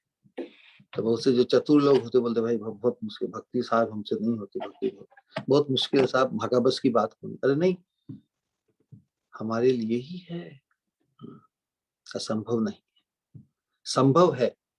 संभव मतलब अभी तक हमें प्राप्त नहीं हुई, लेकिन प्राप्त हो सकती है। तो ऐसी मन स्थिति में हमें अपने आप को लाना होगा, क्योंकि उसके बिना संभव नहीं होगा। भगवान ने तो भगवान का जो मदन मोहन जो नाम पड़ा है वो राधा रानी के संग में विलसित होने से ही है। और उनके सामने जो कंदर्प अपने जो 5 बाणों को छोड़ते हैं ना, वो सभी पराभूत हो गए। कंदर्प का प्रभाव रासलीला में भगवान अनंत गोपियों के साथ जब विलसित हो रहे हैं, उसके सामने कंदर्प तो उसी का श्रवण, उसी भाव को व्यक्त कर रहे हैं ना। जब दरप दरप कर चूर, रासलीला में जो विलास भगवान का हुआ, कोटि कोटि वरांगनाओं के बीच में उनके साथ स्पर्श सभी विलास करते हुए भी भगवान अक्षुण उनकी जो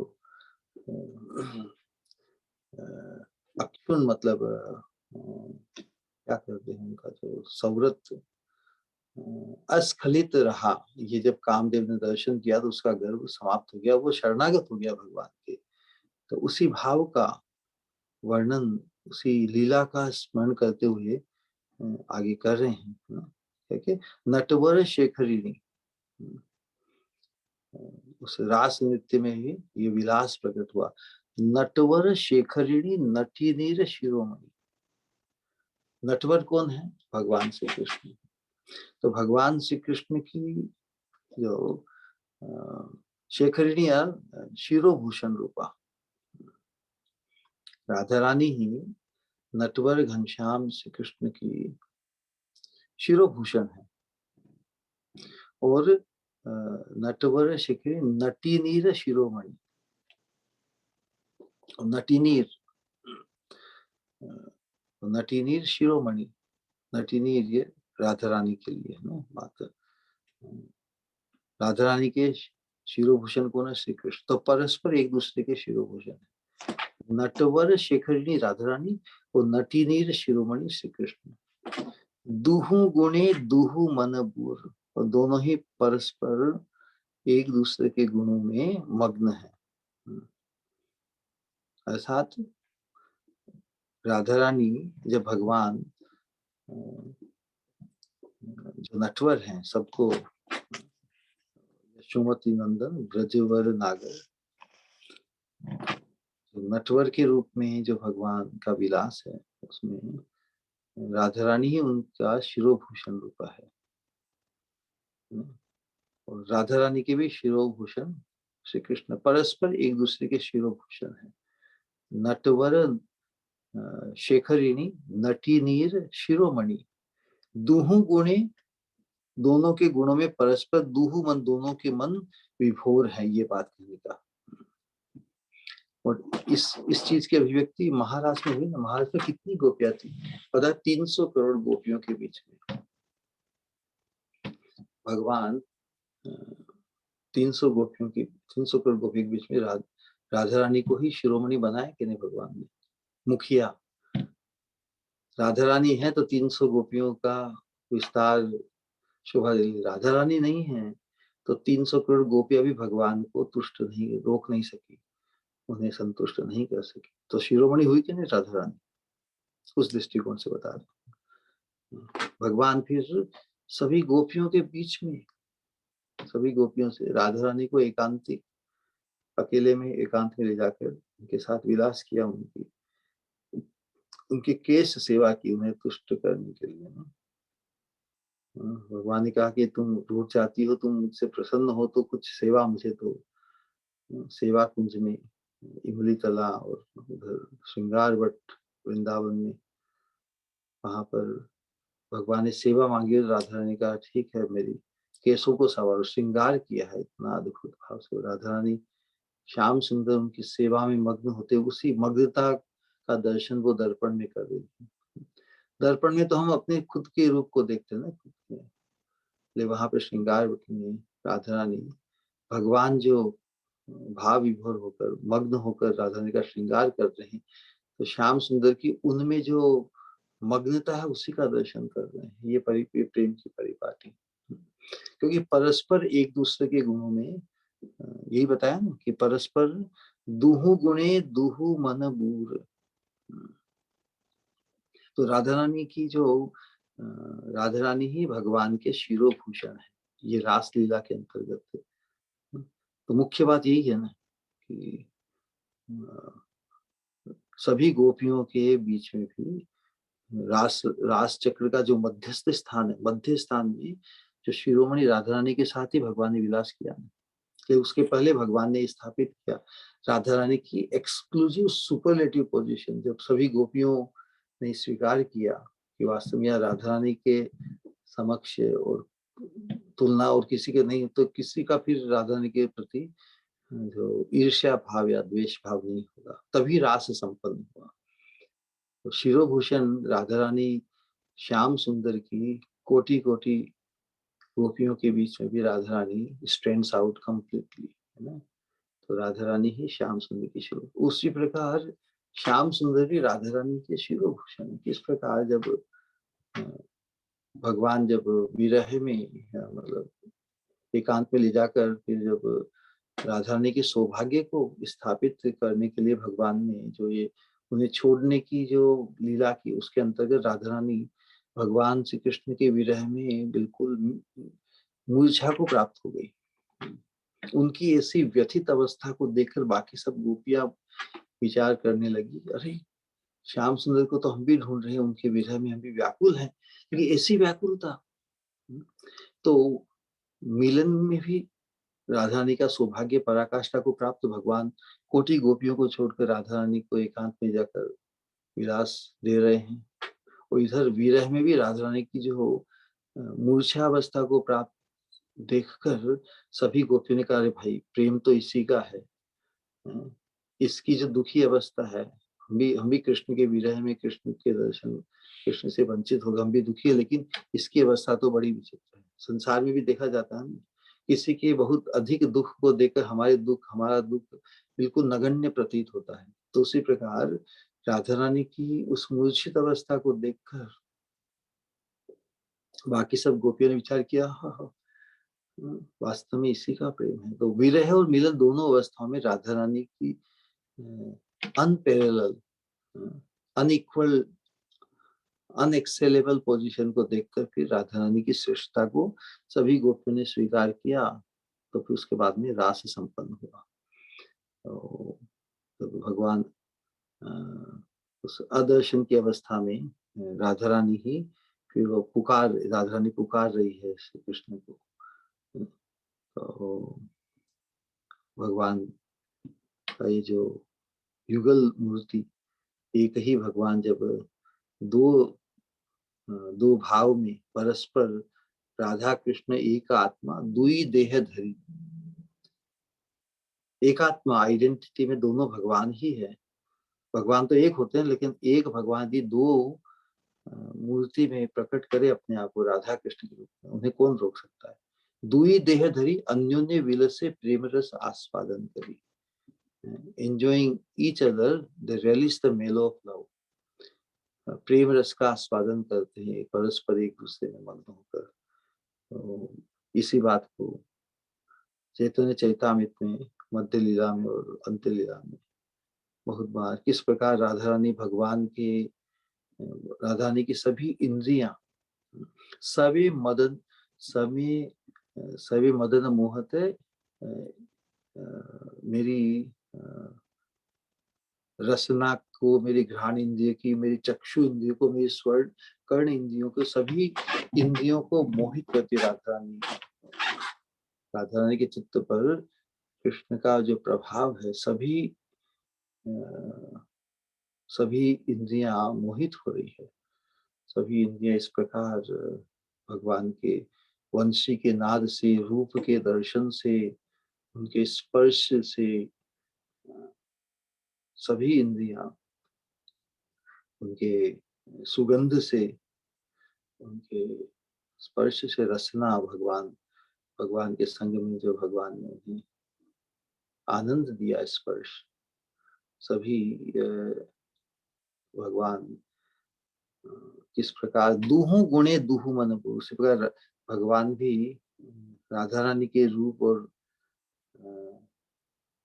अंग स्पर्श, सुगंध, सभी इंद्रियां एक परस्पर एक दूसरे के रूप, सौंदर्य, माधुर्य में मग्न है। दूहु गुणे दूहु मन बुर, है ना। तो जब विरह की अवस्था में क्या होता है कि विरह की अवस्था में भी दोनों के मन जब मग्न किस प्रकार रहते हैं, विरह की अवस्था में भी दोनों के मन उनके नयनों से, जो भाव है विरह में, वो नयनों से झरझर जल निकलता रहता है, प्रवाह। जब परस्पर एक दूसरे में तन्मयता और भाव की स्मृति, मिलन की स्फूर्ति आती है, तो उस स्फूर्ति से फिर जो भाव विभोरता है, वो नयनों से जल के रूप में निश्चित होकर किसी तरह उस भाव जो बहुत घनीभूत होकर, फिर द्रवीभूत होकर आंखों के माध्यम से निकलता है। तो इस प्रकार दोनों के गुणों में, भले वो मिलन की अवस्था हो या फिर मिलन को ही और उत्कृष्ट अनुभूत कराने के लिए, जो विरह की अवस्था में भी एक दूसरे के भाव में मग्न रहते हैं, और उनकी आंखों से वो जो घनीभूत भाव है प्रेम माधुरी का, जो आस्वादन, वो द्रवीभूत होकर आंखों से निकल कर सामने आता है। बस समय कितना है, नहीं समय तो एक ही, इतना ही ठीक है। हरे कृष्णा। आप सभी का खूब धन्यवाद, आपने ध्यानपूर्वक श्रवण किया। लेकिन ये बार बार हम जो बात दोहराते हैं, ये वास्तव में यही बताने के लिए कि हमारा अधिकार, हमारी योग्यता नहीं होते हुए भी हम कृपा के प्रार्थी होकर इस अहोभाग्य से संपन्न हो जाएंगे, ये आशा हमें कभी नहीं छोड़नी। अयोग्यता होते हुए भी कृपा के आधार पर, कृपा के बल से हम जिस चीज से परिचय हमें इस महत् संघ में चैतन्य महाप्रभु, उनके अनुगत आचार्यों ने हमारे सामने जो प्रकाशित किया है, प्रकाशित क्यों किया है? उसे प्राप्त करने के लिए, उसे अनुभव में लाने के लिए, उस संभावना को प्रकट करने के लिए, संभावना का जो साधन है वो कृपा है। तो हम उस कृपा के ही प्रार्थी बनकर इस प्रेम राज्य के, प्रेम भक्ति चंद्रिमा के पथ पर हमारा जो आलोक है, तो सभी दुविधाओं, सभी आशंकाओं, सभी संशयों रूपी जो अंधकार हैं, उनको मिटाते हुए हम आगे बढ़ते चले जाएंगे। ठीक है। हरे कृष्णा कृष्ण कृष्ण हरे हरे, हरे राम राम राम। किसी का कोई प्रश्न या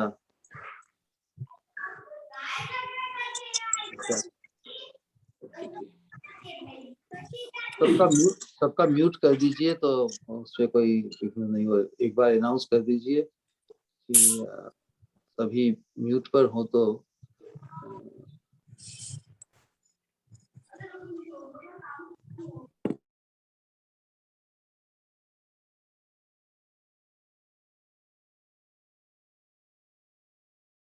प्रणाम श्री गुरु। हरे कृष्णा। हरे कृष्णा। कृष्ण मध्यस्थ। किसी का कोई प्रश्न है तो प्लीज पूछ सकते हैं।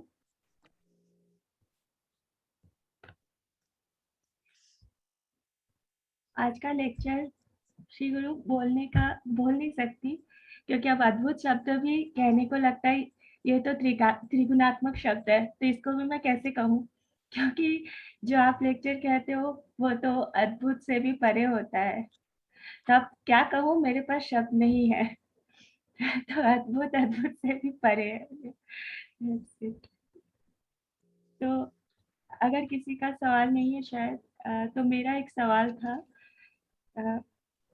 जैसे हमारा सब कुछ हमारी चेतना पर ही निर्भर करता है, कि जैसे आप कहते हो हमेशा we are what we in our consciousness.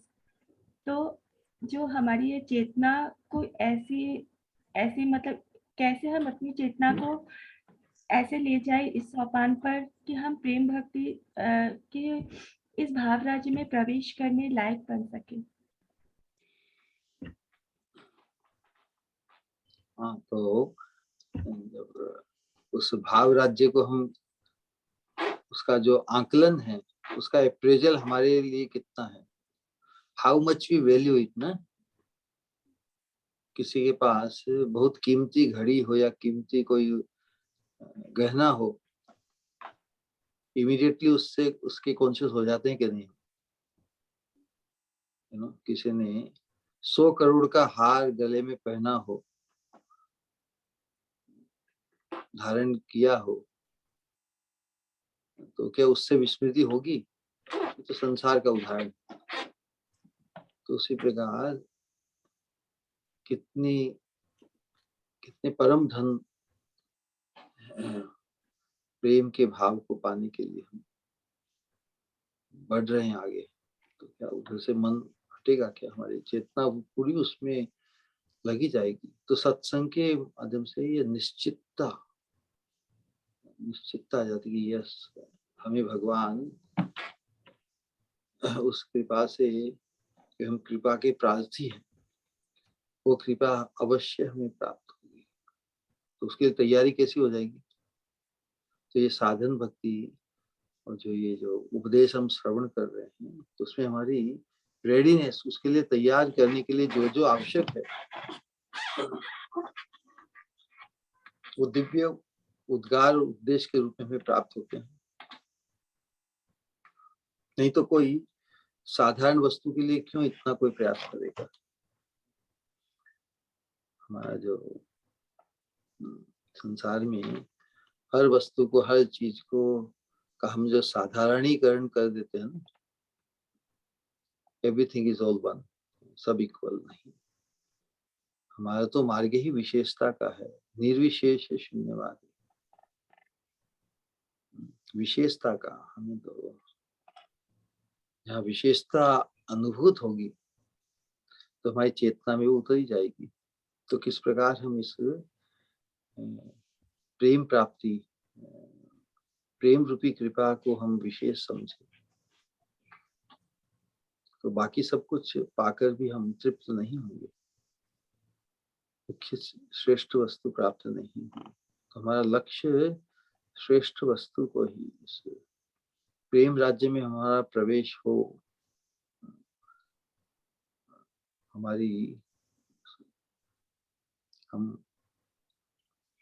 हमारा जो भाव तो वहाँ उसमें तृप्ति नहीं आ जाए कि हाँ हमने सब कुछ पा लिया, सब कुछ खूब श्रवण कर लिया, जैसे वो सर्टिफिकेट मिल गया ना कि हम भक्ति शास्त्री हो गए, हम भक्ति वैभव हो गए, हमने सभी ग्रंथों का अध्ययन कर लिया, भागवत का अध्ययन कर लिया, सर्टिफाइड हो गए। जो सर्टिफाइड हो जाता है वो ठप हो जाता है ना। इसमें तो हमें सर्टिफाइड ही नहीं होना है। इतना अतृप्त, ऐसी अतृप्ति, ऐसी व्यग्रता, ऐसी उत्कंठा, यही एक इस चीज को अपनाना मुश्किल है ना, अपनाना, क्योंकि हम अनंत जन्मों का अभ्यास यही है कि हम सर्टिफाइड होके अपने आप को सफल मनोरथ मानते हैं।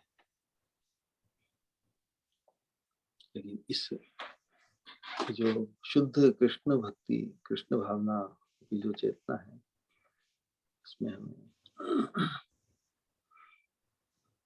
सर्टिफाइड अपने आप को मानना हमारा कार्य नहीं है, उससे बचना है। कोई सर्टिफाई करे भी, कोई कहे भी कि तुम तो भाई प्रेम से लबालब हो, प्रेम से लबालब, तो भगवान के दर्शनों के बिना भगवान के दर्शन मिल जाते, भगवान फिर यहाँ थोड़ी हम भटकते रहते। तो किसी भी अवस्था में जो इसकी महिमा, प्रेम की महिमा को जो समझता है, उसके जीवन में सीरियसनेस आई जाएगी। उसकी जो संसार के अनर्थ है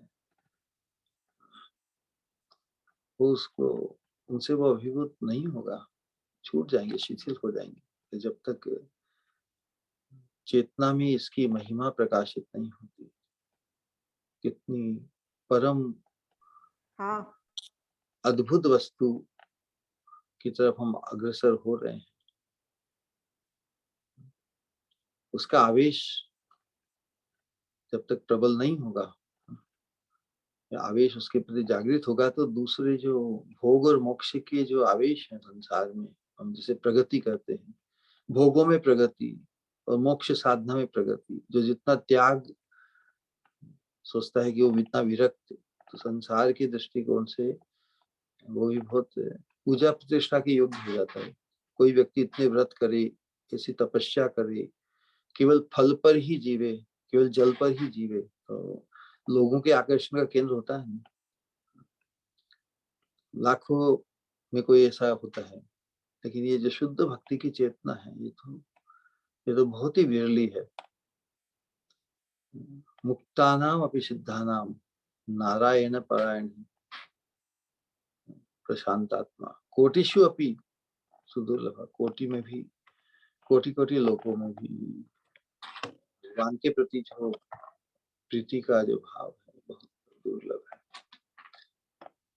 दुर्लभ होते भी असंभव नहीं कहा है, इस बात को समझना है। उस कृपा का प्रार्थी हमें बनना है। उस कृपा के को पाने के लिए कोई भी ऐसी चीज का प्रलोभन हमें रोक नहीं सकता।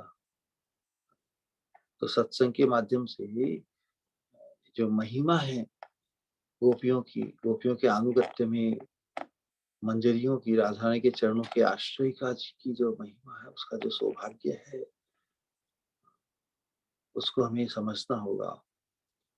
वो सौभाग्य की संभावना को हमें हृदय में धारण करना है। उसकी साधना ही व्यग्रता, उत्कंठा, दैन्य, अतृप्ति का भाव, तो उसमें फिर सीरियसनेस आ ही जाएगी ना। सीरियसनेस मतलब वी बिकम फुल्ली कॉन्शियस, हमारी चेतना जागृत हो जाए उसे पाने के लिए। जो अप्राप्त वस्तु है, जो अनंत काल से अप्राप्त है, उसे इसी जीवन में उसे प्राप्ति की योग्यता, वो है चाहना। तो हमारा आकर्षण आसक्ति के सोपान पे हो जाए, और वो महत कृपा से, भगवान की कृपा से होता। मैंने प्रारंभ से यही कहा ना कि प्रेम कब होगा, कैसे होगा, ये कृपा से होता है। और कृपा के ही प्रार्थी जब हम बन के रहेंगे, और जो कृपा से जो प्राप्त है उसमें उसकी कभी उसमें गुमान या, इसीलिए कृपा कहते हैं, कृपा इज ऑलवेज अनक्वालिफाइड। कोई क्वालिफिकेशन से हमें कोई चीज प्राप्त हो तो उससे हमें योग्यता का आवेश आएगा, एरोगेंस आएगी, यस बिकॉज मैं इतना श्रेष्ठ हूँ इसलिए प्राप्त हुई। लेकिन ये चीज इतनी श्रेष्ठ है, प्रेम भाव की प्राप्ति की कृपा, तो कृपा के लिए प्रार्थना में सतत रहना। उस कृपा से जो प्राप्त होती चीज, उसका गुमान भी नहीं होगा, बल्कि वो झुक जाएगा, उसमें दीनता आई जाएगी। प्रीति का भाव जब भगवान की कृपा से, श्री गुरु वैष्णव की कृपा से जब हमारे अनुभव का विषय बनता है, तो दैन्य आ ही जाता है, अतृप्ति आ ही जाती है। क्योंकि प्रेम राज्य की यही रीति है।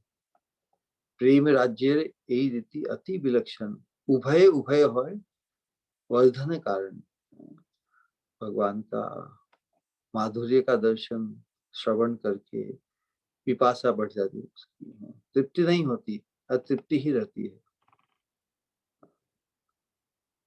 तो ये कृपा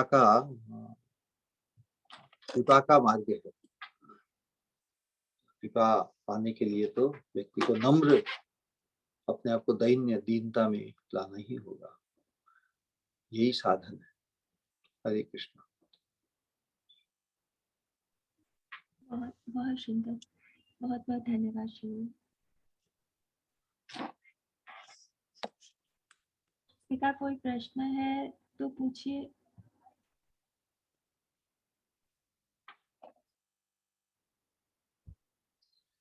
हरे कृष्ण महाराज। हरे कृष्ण। हरे दंडवत कृष्ण। प्रणाम। हाँ कृष्ण। सॉरी महाराज, मैं लाइव नहीं सुन पाया। अच्छा, सैटरडे भी एंगेजमेंट हो जाता है आजकल, नहीं? महाराज एक्चुअली करुणा भवन में शनिवार रविवार सेवाएं रहती है थोड़ी, तो Oh, that's very, yes. No problem. तो नरोत्तम दास ठाकुर जी हम सबको तैयार कर रहे हैं ना, तो हमें तैयार होने के लिए तैयार रहना है, और इसी के लिए इसका शीलन हम कर रहे हैं। ऑल राइट, फिर मुझे कुछ कहना था श्री। कहो।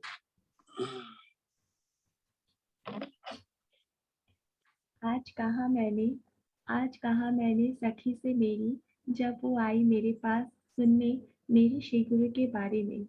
मैंने कहा, पता है आज जब भोर हुई तो, हाँ जब भोर हुई तो न जाने क्यों मैं थी थोड़ी सी खोई खोई सी, तभी अचानक से एक प्यारी सी मैना आई और आकर कानों में मेरे कहकर जैसे कुछ चली गई, और सुनते ही मेरे होठों पे हंसी और आंखों में चमक। बताओ तो क्या कहा होगा उसने? हाँ, उसने कहा कि कल बलराम जयंती के शुभ अवसर को खास बनाएंगे हमारे श्री गुरु के दिव्य वाणी।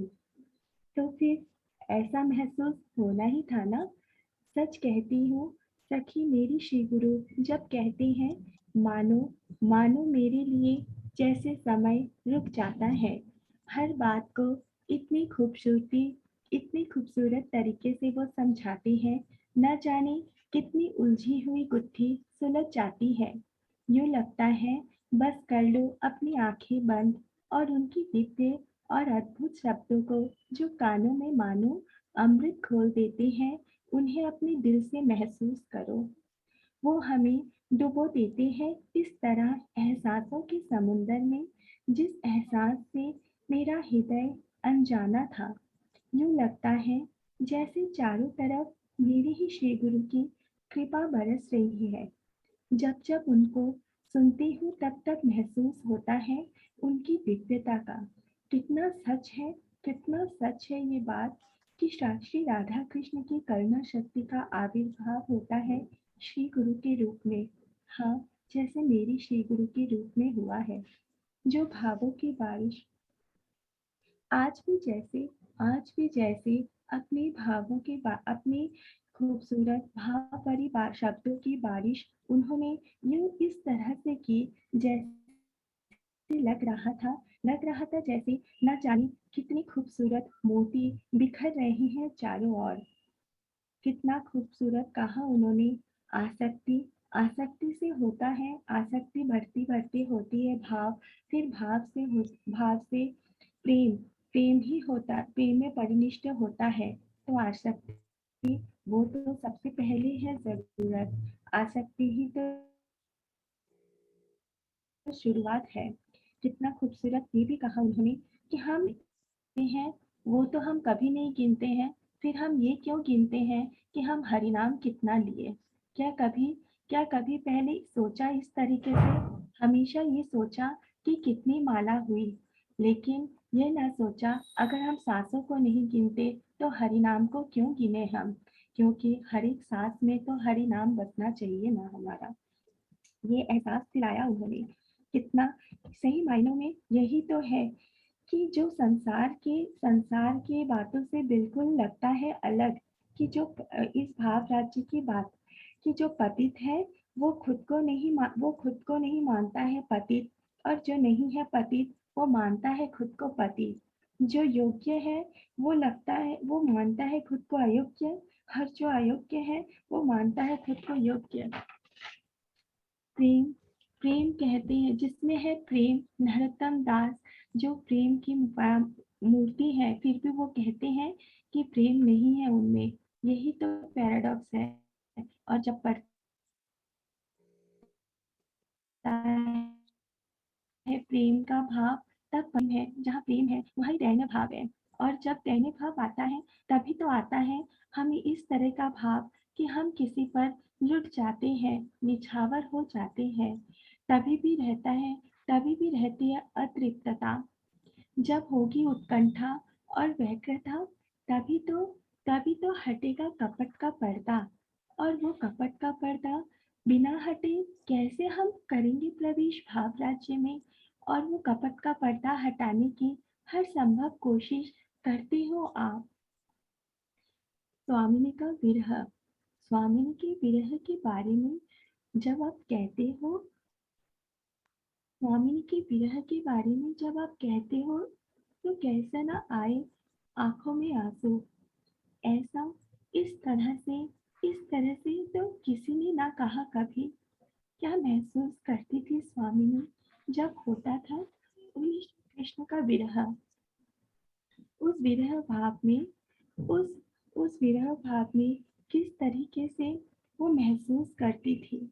जानते थे कितना है खूबसूरत वो प्रेम राधे श्याम का, जिनसे रहते हम हमेशा अनजान, पर आप कराते हो एहसास उसका। कि श्याम जानते थे क्या होगा विरह में श्री स्वामिनी का, फिर भी दिया उनको विरह, ताकि सबके बीच, ताकि सब समझ सके, ताकि सब एहसास कर सके उनके प्रेम को। ऐसा इस तरीके से आप ले जाते हो हमें न जाने कौन सी जगत में, श्री राधा कृष्ण की जगत में। हाँ, श्री राधा कृष्ण के जगत में। इसी विरह में जब इसी विरह में महाप्रभु के जैसे हृदय से अमृत कुंड के रूप में निकला शिक्षाष्टकम, जो हमें राह दिखाता है, जिसमें न जाने सब कुछ ही, न जाने क्या क्या कह दिया, कैसे कैसे भावों को समेट लिया महाप्रभु ने। और इस शिक्षाष्टकम के बारे में भी, इसके हर एक श्लोक का एहसास आप कराते हो हमें कितनी खूबसूरत तरीके से। वरना हमारा ये पाषाण हृदय कहाँ कर पाता इसको अनुभव। उसमें तो योग्यता ही नहीं है। उसे थोड़ा भी अगर जो महसूस कर पाता है, तो वह आपकी दिव्य वाणी के वजह से, आपकी कृपा की वजह से, जो हमेशा हमेशा बरसती रहती है। कितना खूबसूरत है ये पैराडॉक्स। इस संसार में जब होती है पिपाशा, तो वो बुझती है और बुझते ही खत्म हो जाती है। पर भाव राज्य में तो कभी पिपाशा मिटती ही नहीं है। वहाँ आस्वादन के बाद वो पिपाशा और और बढ़ती ही जाती है। तो यही तो है प्रेम का लक्षण। सही मायनों में संसार में कभी सोचा ही नहीं शायद किसी ने, कि संसार में जो प्रेम जिसे हम कहते हैं, क्या सही मायनों में वो प्रेम है। प्रेम का सही अर्थ तो जाना हमने जब देखा श्री राधा कृष्ण का प्रेम। मंजरी भाव जिसका अनुभव ही नहीं था, जिसे अनुभव करते ही ऐसा लगा, ऐसा भी हो सकता है कि हम ऐसी भी उड़ान में उड़ सकते हैं, कि उसका एहसास आपने करवाया कि क्या है हमारा स्वरूप, क्या है हमारा डेस्टिनेशन। उसे हृदय से अनुभव करना सिखाया आपने। किस तरीके से श्री राधा कृष्ण के भाव दोनों एक दूसरे के लिए हर भाव जैसे आंसू बनकर टपकते हैं। सही कहते हैं कि ये आंसू सब कुछ कह देते हैं, चाहे वो विरह हो, चाहे वो प्रेम हो, चाहे वो भगवान की तरफ भक्ति हो, या हर भावना हमारे आंसू वो कह देते हैं। तो जिसने आंसू बहाया नहीं भगवान के आगे, जिसने आंसू बहाया नहीं भगवान के विरह में, श्री गुरु के विरह में, तो उसने क्या किया? उसका हृदय तो फिर समझो सही में पाषाण ही तो है, जैसे हमारा हृदय पाषाण ही तो है। ये भी कितना सही है कि हीरे पन्ने की दुकान में तो नहीं रहती है भीड़, भीड़ तो होती है सब्जी मंडी में। उसी तरीके से हीरा पन्ना तो है सही में एक सांसारिक जो संसार का उदाहरण, पर आप जो हमें देते हो उसके लिए मेरे पास कोई तुलनात्मक कोई शब्द नहीं है, ना है कोई मेरे पास उपमा। योग्यता नहीं है मेरी श्री गुरु कि मैं कुछ कह पाऊँ उसके लिए।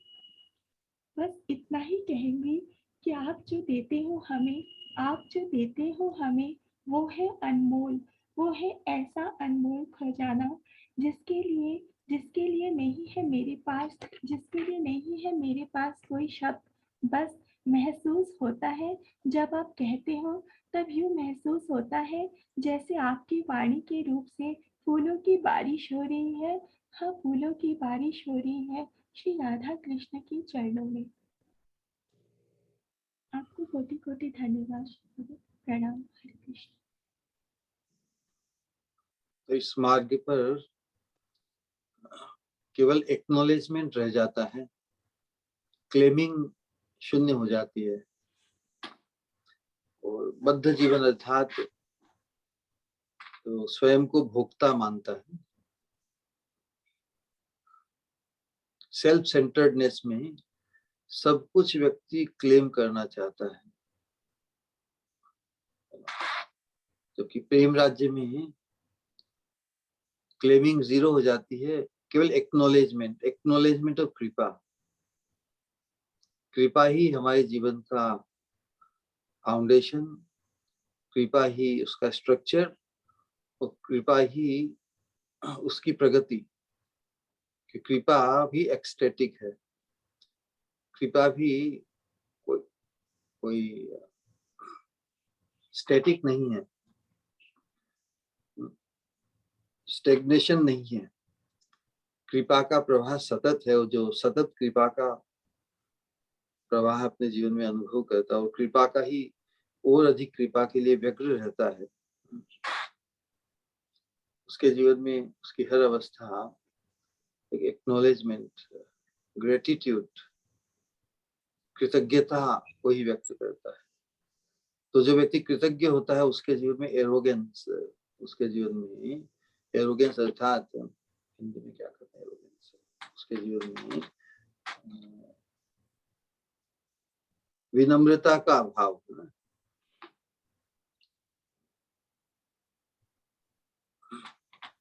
हो जाता है।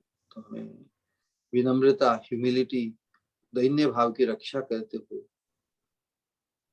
आगे बढ़ना है। मुझे दैन्य बनना है, मुझे हम्बल बनना है। इस बात को उस केवल दैन्य या नम्र विनम्र केवल दिखना नहीं है, साउंड नहीं होना है, हमें विनम्र बनना है। जब ये कृपा का एक्नॉलेजमेंट होगा, कृपा का अनुभव जब हमें होगा, तब हम देखेंगे योग्यता विचारी किछु नहीं पाई तुम्हारे करुणा सार। श्रेष्ठ धन, श्रेष्ठ पद की प्राप्ति की संभावना जिनकी कृपा से हमारे जीवन में जागृत हुई, तो हमारी योग्यता क्या रही?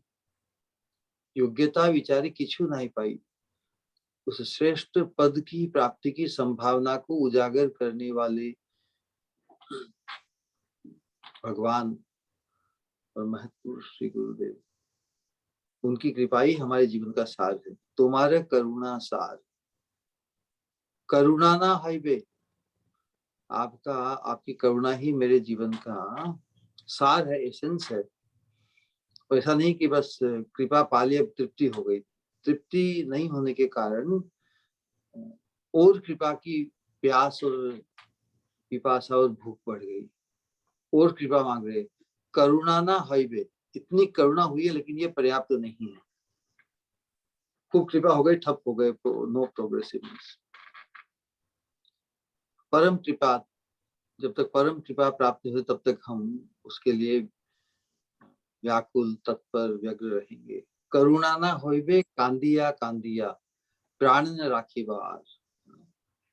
तो ये भाव व्यक्त किया है। वी मस्ट जागृत, जो जागृत साधक को हमेशा ऑलवेज एक्नॉलेजेस द कृपा।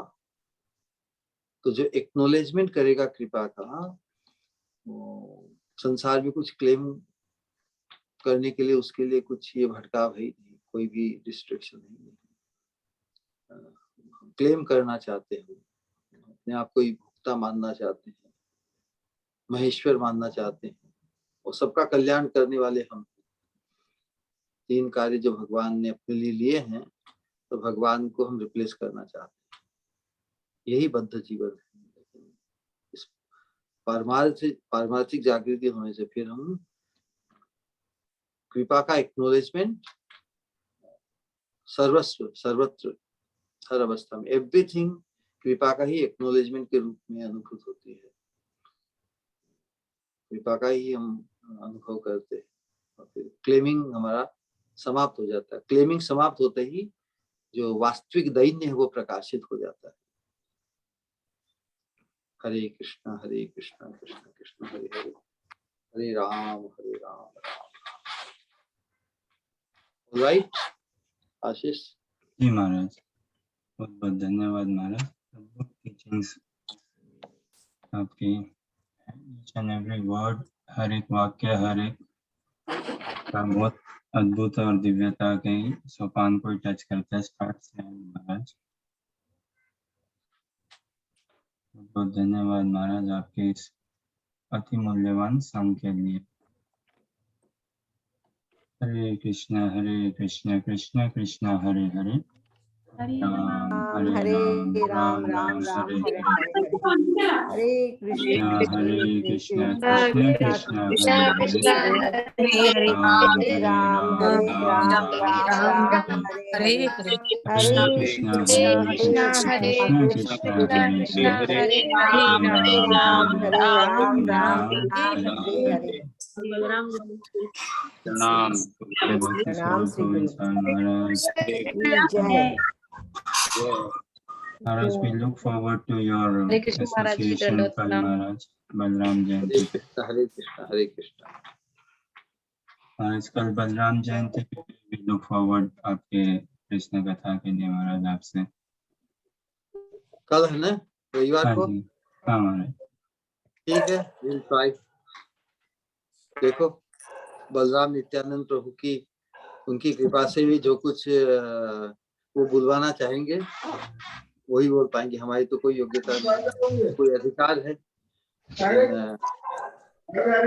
नहीं। ठीक है। हरे कृष्णा। महाराज, हरे कृष्णा। प्रणाम। प्रणाम श्री गुरु। हरे प्रणाम कृष्णा। प्रणाम श्री गुरु। परम पूज्य भक्ति स्वामी गोविंद स्वामी महाराज की जय। हमारे गौर जय भक्तवृंद की जय। जय। गौर प्रेमानंद। हरी हरि बोल। हरे हरे कृष्ण प्रणाम गुरु महाराज। कृष्ण प्रणाम।